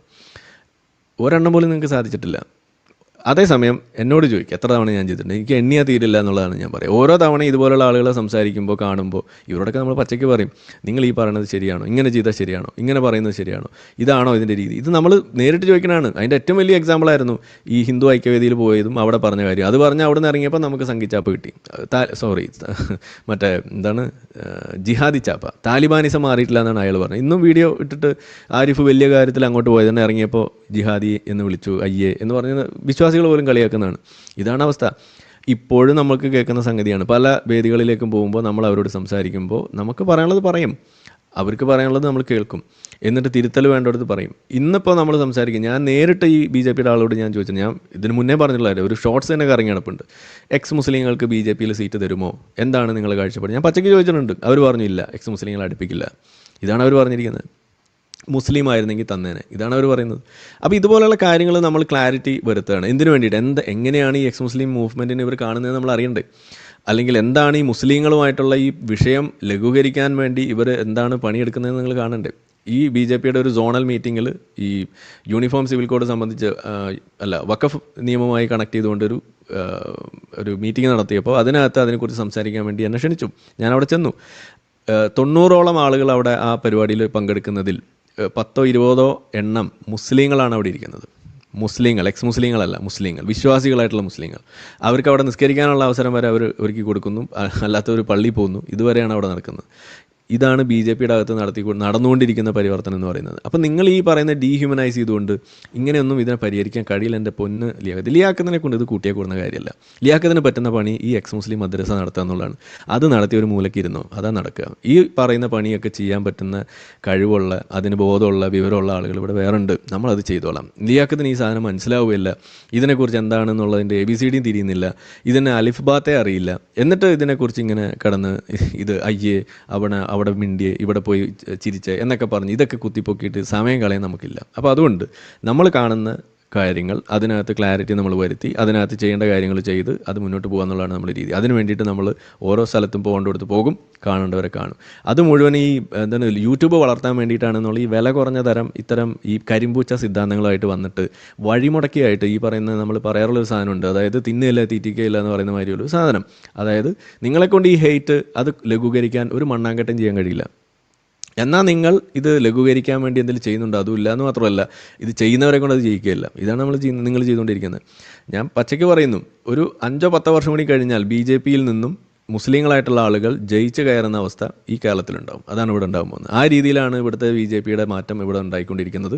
മുസ്ലിം സമുദായവുമായി കണക്ട് ചെയ്തുകൊണ്ട് അവർ വലിയ തോതിലുള്ള മുന്നേറ്റ പ്രവർത്തനങ്ങളാണ് അതിൽ നടത്തിക്കൊണ്ടിരിക്കുന്നത്. മുസ്ലിങ്ങളായിട്ടുള്ള ആളുകൾ ഈ പറയുന്ന ഇരട്ടത്താപ്പും ഇതിൽ ഈ പറയുന്ന BJPയെ ഇങ്ങനെ ഒരു വൽക്കരണം നടത്തിക്കൊണ്ട് അകറ്റി നിർത്തിക്കൊണ്ട് അവരെന്തോ ഒരു പ്രശ്നക്കാരാണെന്ന് വരുത്തി തീർത്തുകൊണ്ട് നടക്കുന്ന ഒരു പ്രവണത തിരിച്ചറിഞ്ഞ് അതിനെ മനസ്സിലാക്കി അവർ മുന്നോട്ട് പോവുകയും അത് ഒരു പ്രശ്നം ഒഴിവാക്കേണ്ട സംഗതികൾ എന്തെന്ന് തിരിച്ചറിഞ്ഞ് അത് ഒഴിവാക്കി മുന്നോട്ട് പോകേണ്ട പണി RSSും BJPയും ചെയ്തുകൊണ്ടാണ് ഇവിടെ നടക്കുന്നത്.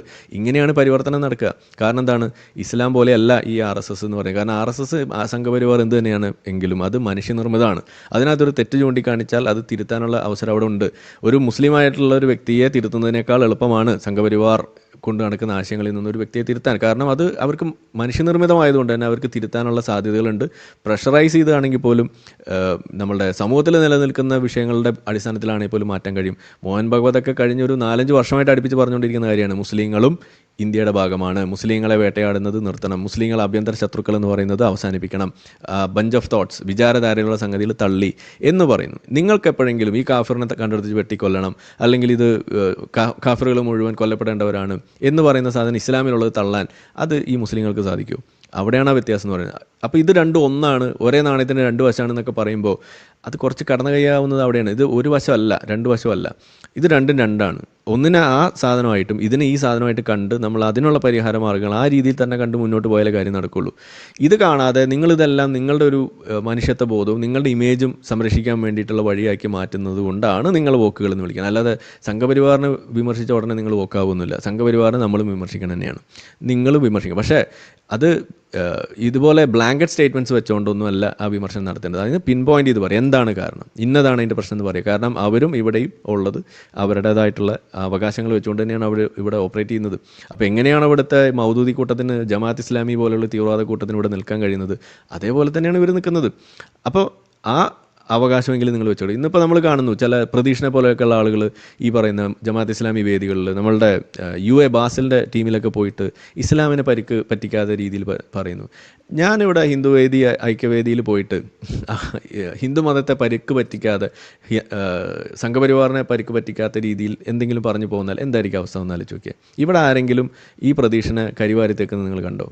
പ്രതീക്ഷനെ കുറ്റപ്പെടുന്ന നിങ്ങൾ എവിടെയെങ്കിലും കണ്ടോ? ഇല്ല, കാണൂല. കാരണം എന്താണ്? അത് ഹലാലാണ്. ഇച്ചിരി ഭീകരവാദവും ഇച്ചിരി ഈ പറയുന്ന ഒലിപ്പിക്കലൊക്കെ അത് ഇസ്ലാമിൻ്റെ ഭാഗത്തേക്ക് വരുമ്പോൾ അത് ഓക്കെയാണ്. എനിക്കത് അങ്ങനെയല്ല. നിങ്ങൾ എങ്ങനെയാണോ സംഗീന്ന് വിളിക്കുന്നത് അങ്ങനെ തന്നെയാണ് നമുക്കിപ്പുറത്ത് ഈ പറയുന്ന മദ്രസ ജീവി എന്ന് വിളിക്കാൻ പറ്റുക. അതാണ് നമ്മളുടെ രീതി. പക്ഷേ നിങ്ങൾ ഒരേ നാണയത്തിൻ്റെ രണ്ട് വശമാണെന്ന് പറയും. പക്ഷേ ഈ പറയുന്ന സംഭവം അയ്യോ അങ്ങനെ വിളിക്കരുത്, മുസ്ലിങ്ങൾക്ക് വേദനിക്കുമെന്ന് പറഞ്ഞിട്ട് ഇതേപോലെ കടന്ന് മെഴുകും. ഇതാണ് നിങ്ങൾ തമ്മിലുള്ള വ്യത്യാസം. ഓക്കെ, ഇപ്പോൾ കഴിയൂട്ടോ, ഒരു മിനിറ്റ്. മുസ്ലിങ്ങൾ എങ്ങനെയാണ് കാണുന്നത്, മുസ്ലിങ്ങൾ എങ്ങനെയാണ് ഭാവി, ഇതൊക്കെ നമ്മൾ അവരോട് ചോദിക്കണം. കൂടുതൽ പലപ്പോഴും അവർക്ക് ഇതിനെക്കുറിച്ച് വലിയ ധാരണ ഇല്ലാന്നാണ് നമുക്ക് മനസ്സിലാവും. അപ്പൊ നമ്മൾ അവർക്ക് കാര്യങ്ങൾ പഠിപ്പിച്ചു കൊടുക്കാണ്. ഇതെല്ലാം നടക്കുക. ഇങ്ങനെയുള്ള കാര്യങ്ങൾ മാറ്റിക്കൊണ്ടിരാൻ പറ്റും. അല്ലാതെ ഇവര് ശത്രുക്കളാണ്, അപ്പൊ ഇവരൊക്കെ തന്നെ ബോംബിട്ട് കൊല്ലാം, അങ്ങനെ വിചാരിച്ച കാര്യം തീരും. അതെ അതെ അതെ. അല്ല, ഈ സുനില് മിക്കവാറും കൊണ്ടുപോകുന്നത് കുറെ ഹൈക്കോർട്ടിലുള്ള കുറച്ച് അഡ്വക്കേറ്റുമാരുടെ അടുത്തല്ലേ കൊണ്ടുപോകുന്നത്. പിന്നെ അവരെ പള്ളിമുക്കിലെ പാർട്ടി ഓഫീസിലും അവരൊക്കെ എന്ത് മാന്യമായിട്ടൊന്ന് നമ്മളോട് പെരുമാറുന്നത്. അത് മാത്രമല്ല, ഇവിടെ ഭാർഗവീയം ഉണ്ടല്ലോ, എന്താണ് സ്ഥലം ഉണ്ടല്ലോ, പള്ളിമുക്ക് മെഡിക്കൽ ട്രസ്റ്റിന്റെ ഓപ്പോസിറ്റ് അല്ലേ? മെഡിക്കൽ ട്രസ്റ്റിന്റെ ഓപ്പോസിറ്റ് അല്ല, നമ്മളെ ഈ RSSന്റെ ഒരു കാര്യാലയം ഉണ്ടല്ലോ, ഒരു മെയിൻ സെന്റർ. അവിടെ എന്നെ കൊണ്ടുപോയിട്ടില്ല. എന്നാ മെഡിക്കൽ ട്രസ്റ്റിന്റെ അവിടെ കൊണ്ടുപോയേക്കുന്നത്. ഇതല്ല, ഇതൊരു വലിയൊരു ഹോളും സംഭവമൊക്കെ ഉള്ള ഒരു വലിയ കോമ്പൗണ്ടാണ്. ഒരു മിനിറ്റ്, ഇവിടെ ഒരു കമന്റ്. ലിയാക്കത്ത്, നിങ്ങൾ ജന ടി വിയിൽ മാത്രം പോകുന്നു, സംഖ്യകളെ തലവിടുന്നു, മീഡിയ വണ്ണിൽ പോകുന്നത്. മീഡിയ വൺ വിളിച്ചാൽ ഞാൻ പോകും എൻ്റെ പൊന്നു സുഹൃത്ത്. അവർ വിളിക്കാത്തന്നെ ഞാൻ എന്ത് ചെയ്യും? അവർ അണ്ണാക്കിൽ കൈയിട്ടിട്ട് വിളിക്കടാൻ മര്യാദക്കെന്ന് പറയാൻ എനിക്ക് പറ്റുമോ? നിങ്ങൾക്ക് ധൈര്യം ഉണ്ടെങ്കിൽ മീഡിയ വണ്ണിനെ കൊണ്ട് എന്നെ വിളിപ്പിക്കും. അതാണ് ഞാൻ ആവശ്യപ്പെടുന്നത്. വിളിക്കാത്ത സ്ഥലത്തേക്ക് നമ്മളെങ്ങനെ പോവുക? ഞാൻ പറയുന്നു, മീഡിയ വൺ എങ്ങനെയാണ് ഇവിടെ ഓപ്പറേറ്റ് ചെയ്യുന്നത് അതേ അവകാശങ്ങൾ വെച്ചത് തന്നെയാണ് ഇവിടെ ജന ടി വി ഇവിടെ റൺ ചെയ്യുന്നത്. അതുകൊണ്ട് മീഡിയ വൺ വിളിച്ചാലും ഞാൻ പോവും, ജനം ടി വി വിളിച്ചാലും പോവും. മറ്റുള്ള ചാനൽ വിളിക്കാത്തതിന് എനിക്കൊന്നും ചെയ്യാൻ കഴിയില്ല. ഇപ്പോൾ ഓരോ ചാനൽ വിളിക്കുന്നേ, നിങ്ങളിപ്പോൾ ഇത് പറയുന്നു. ഒരു 4 വർഷം 5 വർഷം കഴിയുമ്പോൾ നിങ്ങൾ കണ്ടോ എല്ലാ ചാനലും ഞാൻ വരും. ആ വരുന്ന സമയത്ത് നിങ്ങളിത് തിരുത്തി പറയൂ. അതാണ് എനിക്ക് ചോദിക്കാനുള്ളത്. അപ്പോൾ ഇതൊക്കെ വെറുതെ ഈ എന്താണ്, കുട്ടികളെക്കാൾ മോശം വാദങ്ങളാണ് ഇതൊക്കെ. കാരണം ഇത് അവർക്കും അറിയണ്ടേ, ഇത് നമ്മളാരാണ്. ഇതിൻ്റെ ഒരു ബേസിക് പ്രോബ്ലം, നിങ്ങൾക്കൊരു ഈഗോ പൊസിഷൻ ഉണ്ട്. ആ ഈഗോ പൊസിഷൻ എന്താണ്? നിങ്ങളെല്ലാവർക്കും അറിയാം, എന്നെ എല്ലാവരും അറിഞ്ഞിരിക്കണം എന്നൊരു ധാരണയാണ്. അങ്ങനെ ഇല്ല. നമ്മളെക്കുറിച്ച് അധികം ആൾക്ക് അറിയില്ല. കുറച്ച് ആളുകൾക്ക് അറിയാം, നമ്മളിവിടെ വരുന്ന ആളുകൾക്കൊക്കെ അറിയാം, അതിനപ്പുറത്തേക്കൊന്നും അറിയില്ല. ഇപ്പോൾ കഴിഞ്ഞ ദിവസം റിപ്പോർട്ടർ ചാനലിൽ നിന്ന് നമ്മളൊരു സുഹൃത്ത് പറഞ്ഞത് അതേപോലെ വിളിച്ചു. അവരെന്നോട് വിളിച്ചിട്ട്, അതിൻ്റെ ഒരു ന്യൂസ് പ്രൊഡ്യൂസറാണ്, വിളിച്ചിട്ട് നമ്മളോട് ചോദിക്കുകയാണ്, ഡോക്ടർ ആരിഫ് അല്ലേ, എന്താ നിങ്ങൾ ഏതൊക്കെ വിഷയത്തിൽ സംസാരിക്കും, എന്തൊക്കെ ചർച്ചകൾ വരുമ്പോൾ നിങ്ങളെ വിളിക്കണം എന്നോട് ചോദിക്കുകയാണ്. അപ്പോൾ നമ്മളത് പറഞ്ഞു കൊടുക്കുക, ഞാനിങ്ങനെ ഒരു എക്സ് മുസ്ലിമാണ്, ഒരു എക്സ് ഹോമിയോപ്പത്താണ്, എന്താണ് കമ്മ്യൂണിസ്റ്റാണ്, ഇപ്പോൾ എക്സ് വോക്കുമാണ്. അപ്പോൾ അതെന്താ സാധനം? അപ്പോൾ അവർക്ക് പറഞ്ഞു കൊടുക്കുന്നു, നിങ്ങൾ ഏതൊക്കെ വിഷയത്തിൽ പറയും, അപ്പോൾ നമ്മൾ ഇന്ന വിഷയം. അപ്പോൾ ഇനിയും നിങ്ങൾ കണ്ടോ, റിപ്പോർട്ടർ ചാനൽ നമ്മൾ വരും, ഇതേപോലെ ഓരോ ചാനൽ വിളിക്കട്ടെ. അപ്പോൾ നിങ്ങൾ ആദ്യം മനസ്സിലാക്കേണ്ടത്, നിങ്ങൾ വലിയ സംഭവമൊന്നുമല്ല. നമ്മളെക്കുറിച്ച് ആളുകൾ അറിഞ്ഞു വരുന്നേ ഉള്ളൂ. ഇപ്പോഴേ നിങ്ങളെക്കുറിച്ച് എല്ലാവർക്കും അറിയാം, നിങ്ങൾ വലിയ എന്തോ സംഭവമാണ് എന്ന് ചിന്തിച്ചാൽ അവിടെയാണ് ഈ പ്രശ്നം വരുന്നത്. ജനം ടി വി എങ്ങനെ അറിഞ്ഞത്? ഇതേപോലെ ആരോ അറിഞ്ഞു എക്സ് മുസ്ലിം സംഘടനകളെക്കുറിച്ച് അവർ നല്ലോണം വാച്ച് ചെയ്യുന്ന ആളുകളാണ്. ഈ സുനിലെ പോലെയുള്ള ആളുകളൊക്കെ അവിടെ പോയി പറയുകയൊക്കെ ചെയ്തിട്ടുണ്ടാവും, അവർക്ക് അറിയുന്ന ആളുകളല്ലേ. അപ്പോൾ അവരെന്നെ വിളിച്ചു. ഇതേ കോൾ അന്ന് എന്നോട് ചോദിച്ചാണ്, നിങ്ങൾ എന്തൊക്കെ കാര്യങ്ങൾ പറയും? അപ്പോൾ ഞാൻ പറഞ്ഞു ഇസ്ലാമുമായി ബന്ധപ്പെട്ടുള്ള വിഷയങ്ങളൊക്കെ അന്ന് നമുക്ക് വലിയ ഈ മറ്റുള്ള സംഗതികളിലേക്കൊന്നും നമ്മൾ അധികം കടന്നിട്ടില്ല. അപ്പോൾ അവരങ്ങനെയുള്ള വിഷയങ്ങൾ വരുമ്പോൾ എന്നെ വിളിക്കും. അത് പറഞ്ഞ് അതിൽ പലതും കമ്മ്യൂണിസ്റ്റുകാരെയൊക്കെ എടുത്തിട്ട് ഊക്കുന്നത് ഇവിടെ വൈറലായിട്ടുണ്ട് പല കാര്യങ്ങളും. അപ്പോൾ കമ്മ്യൂണിസ്റ്റുകാർക്ക് വരുന്നതിന് പ്രശ്നമില്ല, അബ്ദുള്ളയ്ക്ക് വരുന്നത് പ്രശ്നമില്ല, കോൺഗ്രസ്സുകാർക്ക് വരുന്ന പ്രശ്നമില്ല, ഞാൻ പോയ പ്രശ്നം. അത് പള്ളി പറഞ്ഞാൽ മതി, അല്ലെങ്കിൽ അടുത്ത ദിവസം മദ്രസയിൽ പോയിട്ട് പറഞ്ഞാൽ മതി. ഞാൻ പോവും.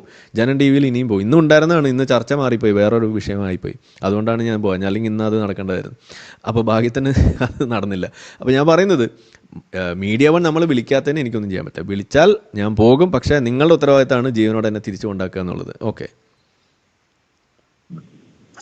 RSSന്റെ കാര്യം മറ്റേ ഈ സുധീന്ദ്ര ഹോസ്പിറ്റലിന്റെ അവിടെ അല്ല, നമ്മളെ ഈ ചിറ്റൂര് അതിന്റെ ഉള്ളിലേക്ക് പോയിട്ട് ചിറ്റൂരുള്ള അയ്യപ്പൻകാവിനടുത്താ ആ ഭാഗത്തേക്ക് ഉള്ളിലേക്ക് കയറിയിട്ടാണ്. ആണല്ലേ? അവിടെ എന്നെ കൊണ്ടുപോയിട്ടില്ല. എന്നോട് പറഞ്ഞിട്ടുണ്ട്. എന്നോട് ഒരു തവണ പറഞ്ഞിട്ടുണ്ട്. ഭാസ്കരിയം അത് ഇവരുടെ കാര്യാലയാണ്, RSSന്റെ മെയിൻ സ്ഥലം. അപ്പൊ അവിടെ ഇവരുടെ ദേശീയ നേതാക്കളൊക്കെ വരും. അങ്ങനെ വരുന്ന സമയത്ത് 1-2 പേരെ ഞാൻ നേരിട്ട് കണ്ട് സംസാരിച്ചിട്ടുണ്ട്. ഇതൊന്നും അങ്ങനെ ഒളിപ്പിച്ച് വെച്ചുള്ള സാധനങ്ങളാണ്. ഇതൊക്കെ നമ്മൾ പുറത്ത് പറയാനുള്ള കാര്യമാണ്. പോയി കണ്ടു, സംസാരിച്ചു.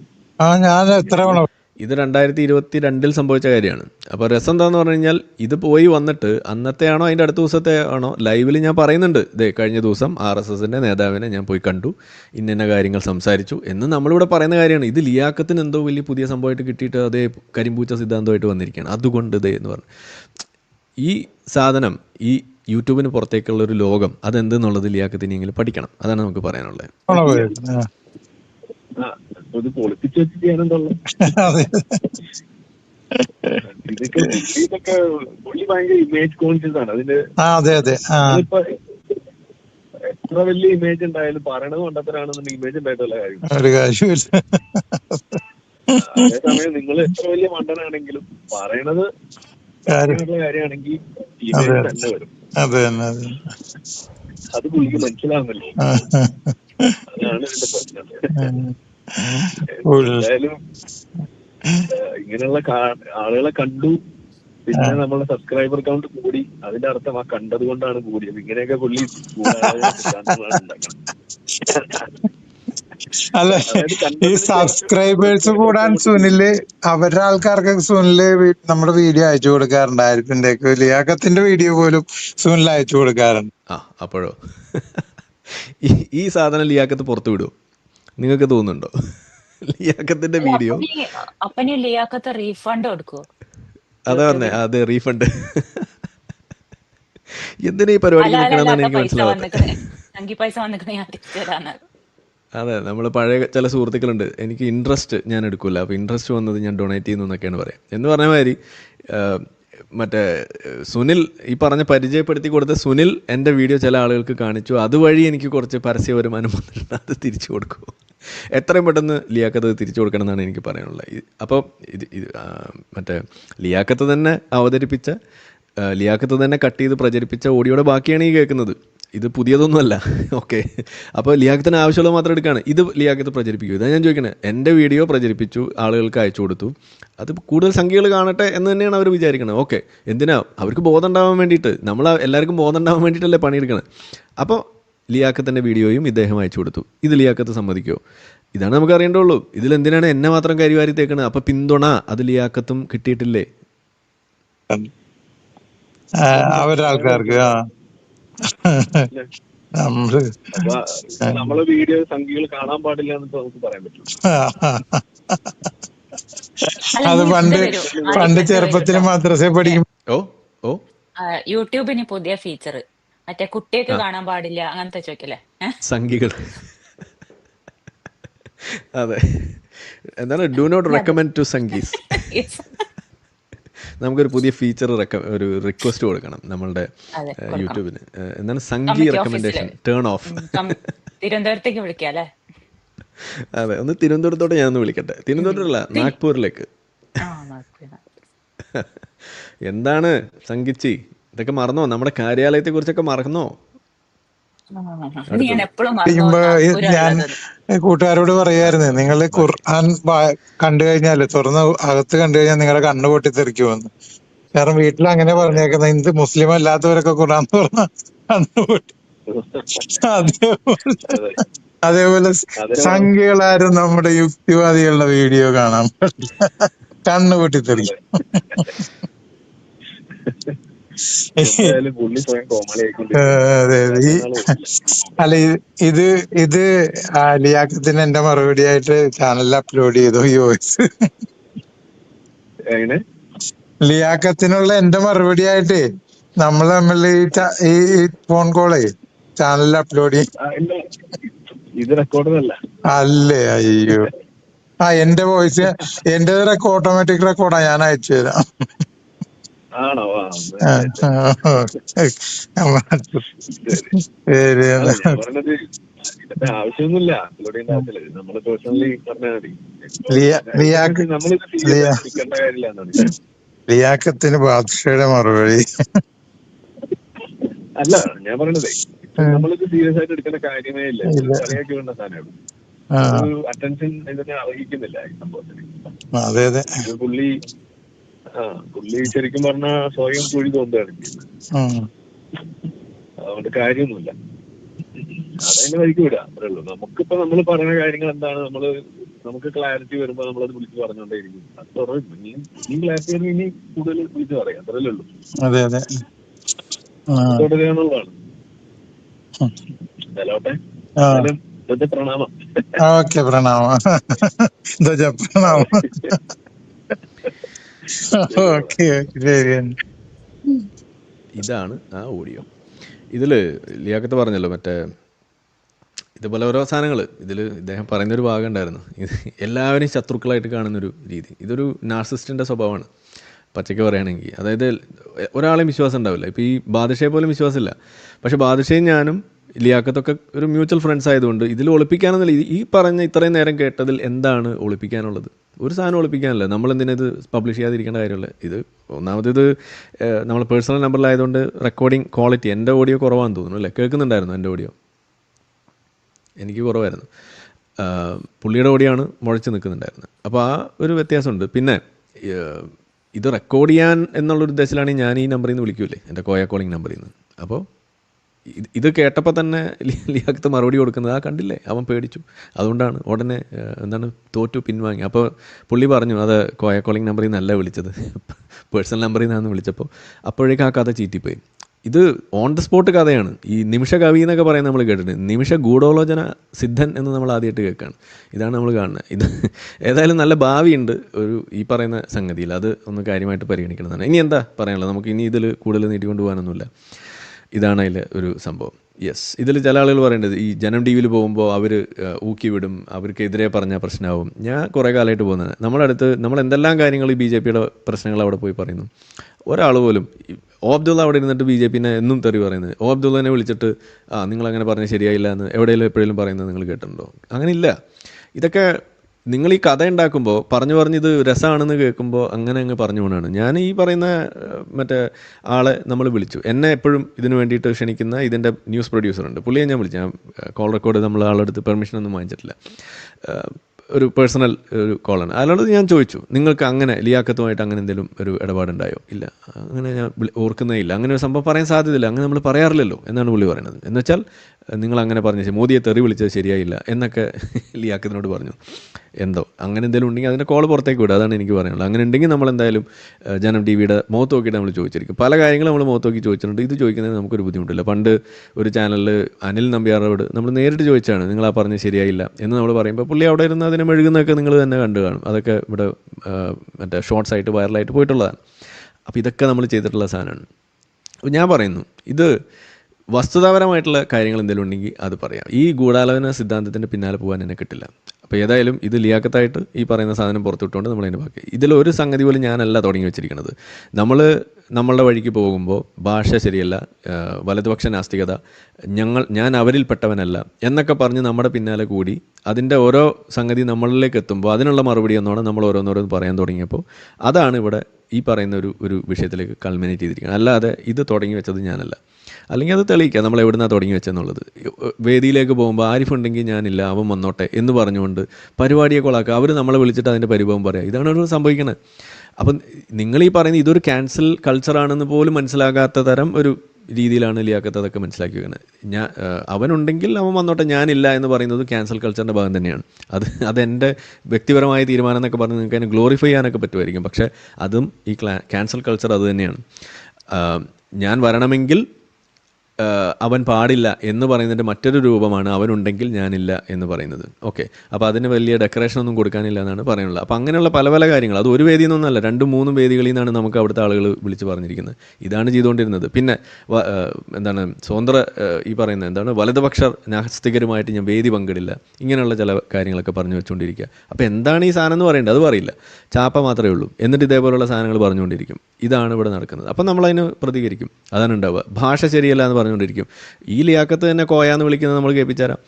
ഇപ്പോൾ ഈ പറയുന്ന എന്താണ് നിഷാദിനെ, കൈപ്പള്ളി നിഷാദിനെ എന്തോ മോശം വാക്ക് ഉപയോഗിച്ചിട്ട് പറയുന്നു. അപ്പം ഞാൻ വളരെ മാന്യനാണ്, ഞാൻ തെറിയൊന്നും വിളിക്കില്ല എന്ന് പറഞ്ഞിട്ട് ഇതിൽ തന്നെ എന്തെല്ലാം വാക്കുകളാണ് ഉപയോഗിക്കുന്നത്.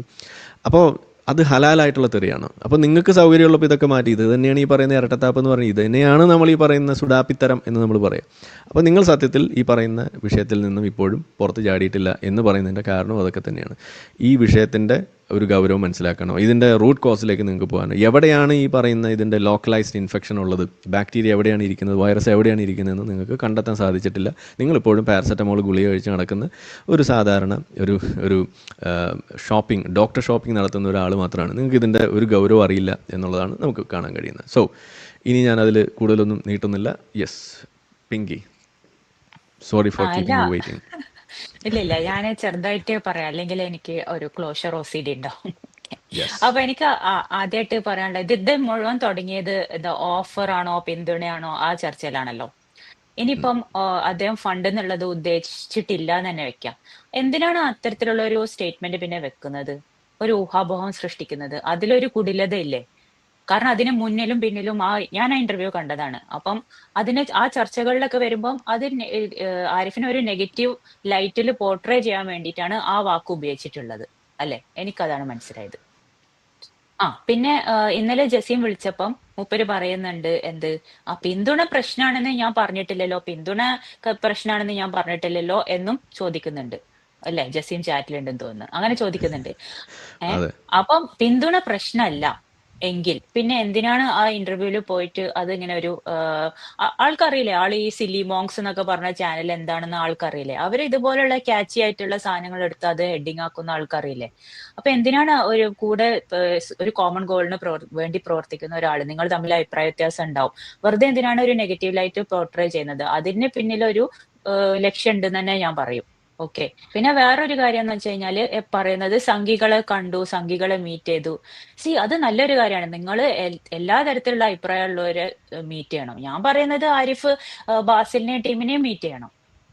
പറ്റുകയാണെങ്കിൽ സിദ്ദിഖാപ്പനെയും റിജാസിനെയും മീറ്റ് ചെയ്യണം അവസരം കിട്ടുകയാണെങ്കിൽ. എന്താണ് അവർക്ക് പറയാനുള്ളതെന്ന് അതൊക്കെ നമുക്കൊരു ലേണിംഗ് ആയിട്ട് ഉപയോഗിക്കാം. പിന്നെ മാത്രമല്ല, നമ്മൾ പറയുന്നത് അവരെയും ഇൻഫ്ലുവൻസ് ചെയ്യാലോ. നമ്മളുടെ ഐഡിയാസ് കൺവേ ചെയ്യാതെ പിന്നെ എങ്ങനെയാണ് ഒരു സൊസൈറ്റി എങ്ങനെയാണ് ബിൽഡ് ചെയ്യുക? നിങ്ങൾ കുറച്ച് യുക്തിവാദികൾ, കുറച്ച് എക്സ് മുസ്ലിംസ് അങ്ങോട്ടും ഇങ്ങോട്ടും പറയാ നിങ്ങൾ അടിപൊളിയാന്ന് അങ്ങോട്ടും ഇങ്ങോട്ടും പറഞ്ഞ് ഇരുന്നാൽ മതിയോ?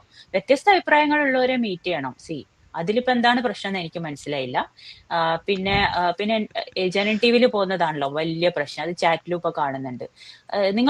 എനിക്ക് തോന്നുന്നത് നിങ്ങൾക്ക് ആരിഫ് ജനൻ ടി വിയിൽ പോകുന്നത് മാത്രമേ അറിയുള്ളൂ. നിങ്ങൾ ആരിഫ് ജനൻ ടി വിയിലുള്ള ചർച്ചകൾ കേട്ടിട്ടില്ല. ഞാൻ കേട്ടിട്ടുണ്ട്.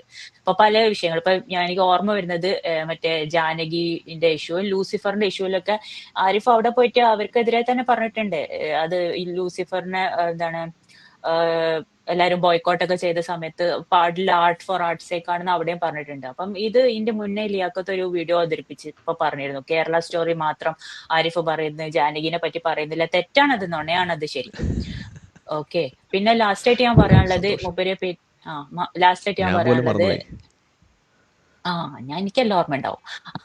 ലാസ്റ്റ് ആയിട്ട് ഞാൻ പറയുന്നത്, ഇടയ്ക്കിടയ്ക്ക് ഇങ്ങനെ കുത്തി പറയുന്നുണ്ടായിരുന്നു ഇതൊരു ബിസിനസ് ആയിട്ട് നടത്തുന്നു. അതിനെന്താണ് പ്രശ്നം?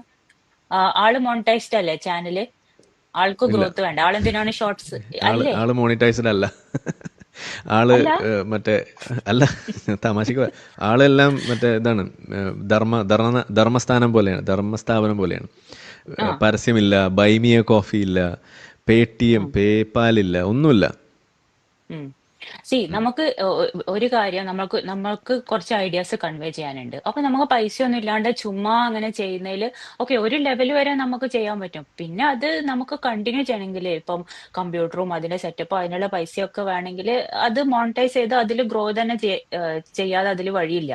So it's A part and parcel. അല്ലെങ്കിൽ നിങ്ങൾ മോണിറ്റൈസ് ചെയ്യാതെ നിങ്ങൾ പറയൂ, നിങ്ങൾ നിങ്ങളുടെ വീഡിയോ റീച്ച് കൂട്ടാൻ വേണ്ടിയിട്ട് നിങ്ങൾ ഒന്നും ചെയ്യുന്നില്ലേ? ഞാൻ സത്യസന്ധമായിട്ട് ചോദിക്കുകയാണ്. അങ്ങനെയാണ് നിങ്ങൾ നിങ്ങളുടെ ഒരു ഒരാവേശത്തിന് പറഞ്ഞു പോയതാണ്, ഓവറാക്കല്ലേ. ആ അങ്ങനെയാണെങ്കിൽ നിങ്ങൾ എന്ത് ചെയ്യാ, നിങ്ങൾ ടൗണിൽ പോയിട്ട് പ്രസംഗിക്കുക. അതല്ലേ നിങ്ങൾ യൂട്യൂബിൽ വരാൻ പാടില്ല. അങ്ങനെ ഞാൻ പറയുള്ളൂ. പിന്നെ ഞാൻ വേറൊരു കാര്യം പറയാട്ടോ. ഇതിൽ ആരിഫ് ചെയ്യുന്ന ഹാർഡ് വർക്ക് എന്ന് വെച്ച് കഴിഞ്ഞാല് അത് ഭയങ്കരാണ്. അത് നമ്മൾ കൂടുതലുള്ള ആൾക്കാർക്ക് അത് മനസ്സിലാവുള്ളൂ. അങ്ങനെയാണ് ആ ചാനൽ അവിടെ എത്തിയത്. അപ്പൊ നിങ്ങൾ ചുമ്മാ ഇങ്ങനെ ഏതോ സംഖ്യ മീറ്റ് ചെയ്ത് എന്നിട്ട് ചാനൽ അങ്ങനെ പറയാതിരിക്കുക. അത് നമുക്കറിയാം. ഇപ്പൊ പനി പിടിച്ചിരിക്കുമ്പോൾ പോലും അതിന്റെയൊക്കെ ബുദ്ധിമുട്ടൊക്കെ മറന്ന് ചിലപ്പോ ഉറങ്ങിയൊക്കെ ഇരിക്കായിരിക്കും പനിയൊക്കെ പിടിച്ചില്ല. എന്നിട്ട് നമ്മൾ വിളിച്ചു ചോദിക്കാം, അന്ന് നമ്മൾ പരിപാടി വെച്ചിരുന്നില്ലേ എന്ന് ചോദിക്കുമ്പോൾ എണീറ്റ് വരും. എന്നിട്ട് ശബ്ദമൊന്നുമില്ല. അപ്പൊ നമ്മൾ പറയും ഇന്ന് ചെയ്യാൻ പറ്റുമോ, വേറൊരു ദിവസം ചെയ്യില്ലല്ലേ, ഇന്ന് തന്നെ ചെയ്യാന്നൊക്കെ പറഞ്ഞിട്ടാണ് ചെയ്യുന്നത്. എന്തിനാണ് അത് ചെയ്യുന്നത്? അതെന്ന് വെച്ച് കഴിഞ്ഞാൽ പല പല ഇഷ്യൂസ്. അത് ചിലപ്പോഴൊക്കെ നമ്മൾ ഡിസ്കസ് ചെയ്യുമ്പോൾ പറയാം ഇതൊരു ബോറിംഗ് ഇഷ്യൂ അല്ലേ, ഇത് ചെയ്യണം, ഇതൊന്നും ആരും കാണൂല, മറ്റേ IPC അതൊക്കെ. അപ്പൊ ആരിഫ് ഇത് സോറി, ഞാൻ ഇത് ആരിഫായിട്ട് ഡിസ്കസ് ചെയ്തില്ല. അപ്പൊ പറയണതിൽ കുഴപ്പമില്ലല്ലോ അല്ലെ? നമ്മൾ ഈ IPC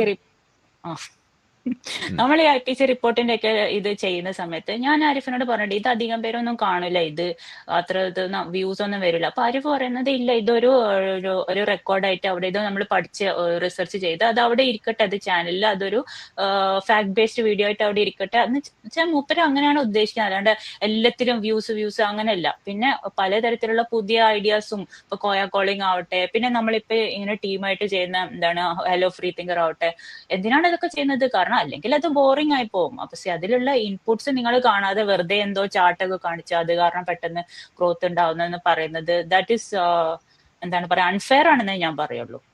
പിന്നെ കുറെ ആൾക്കാരെ മീറ്റ് ചെയ്തു. So what? ആ മീറ്റ് ചെയ്ത ആൾക്കാര് നിങ്ങളുടെ ചാനലിന്റെ കോണ്ടന്റിനെ ഡയറക്ട്ലി ഇൻഫ്ലുവൻസ് ചെയ്യുന്നുണ്ട് എന്ന് നിങ്ങൾക്ക് പ്രൂവ് ചെയ്യാൻ പറ്റാത്തടത്തോളം കാലം ദിസ് ഇസ് എ പുകമറ ജിഹാദ് എന്നേ ഞാൻ പറയുള്ളൂ. കഴിഞ്ഞു.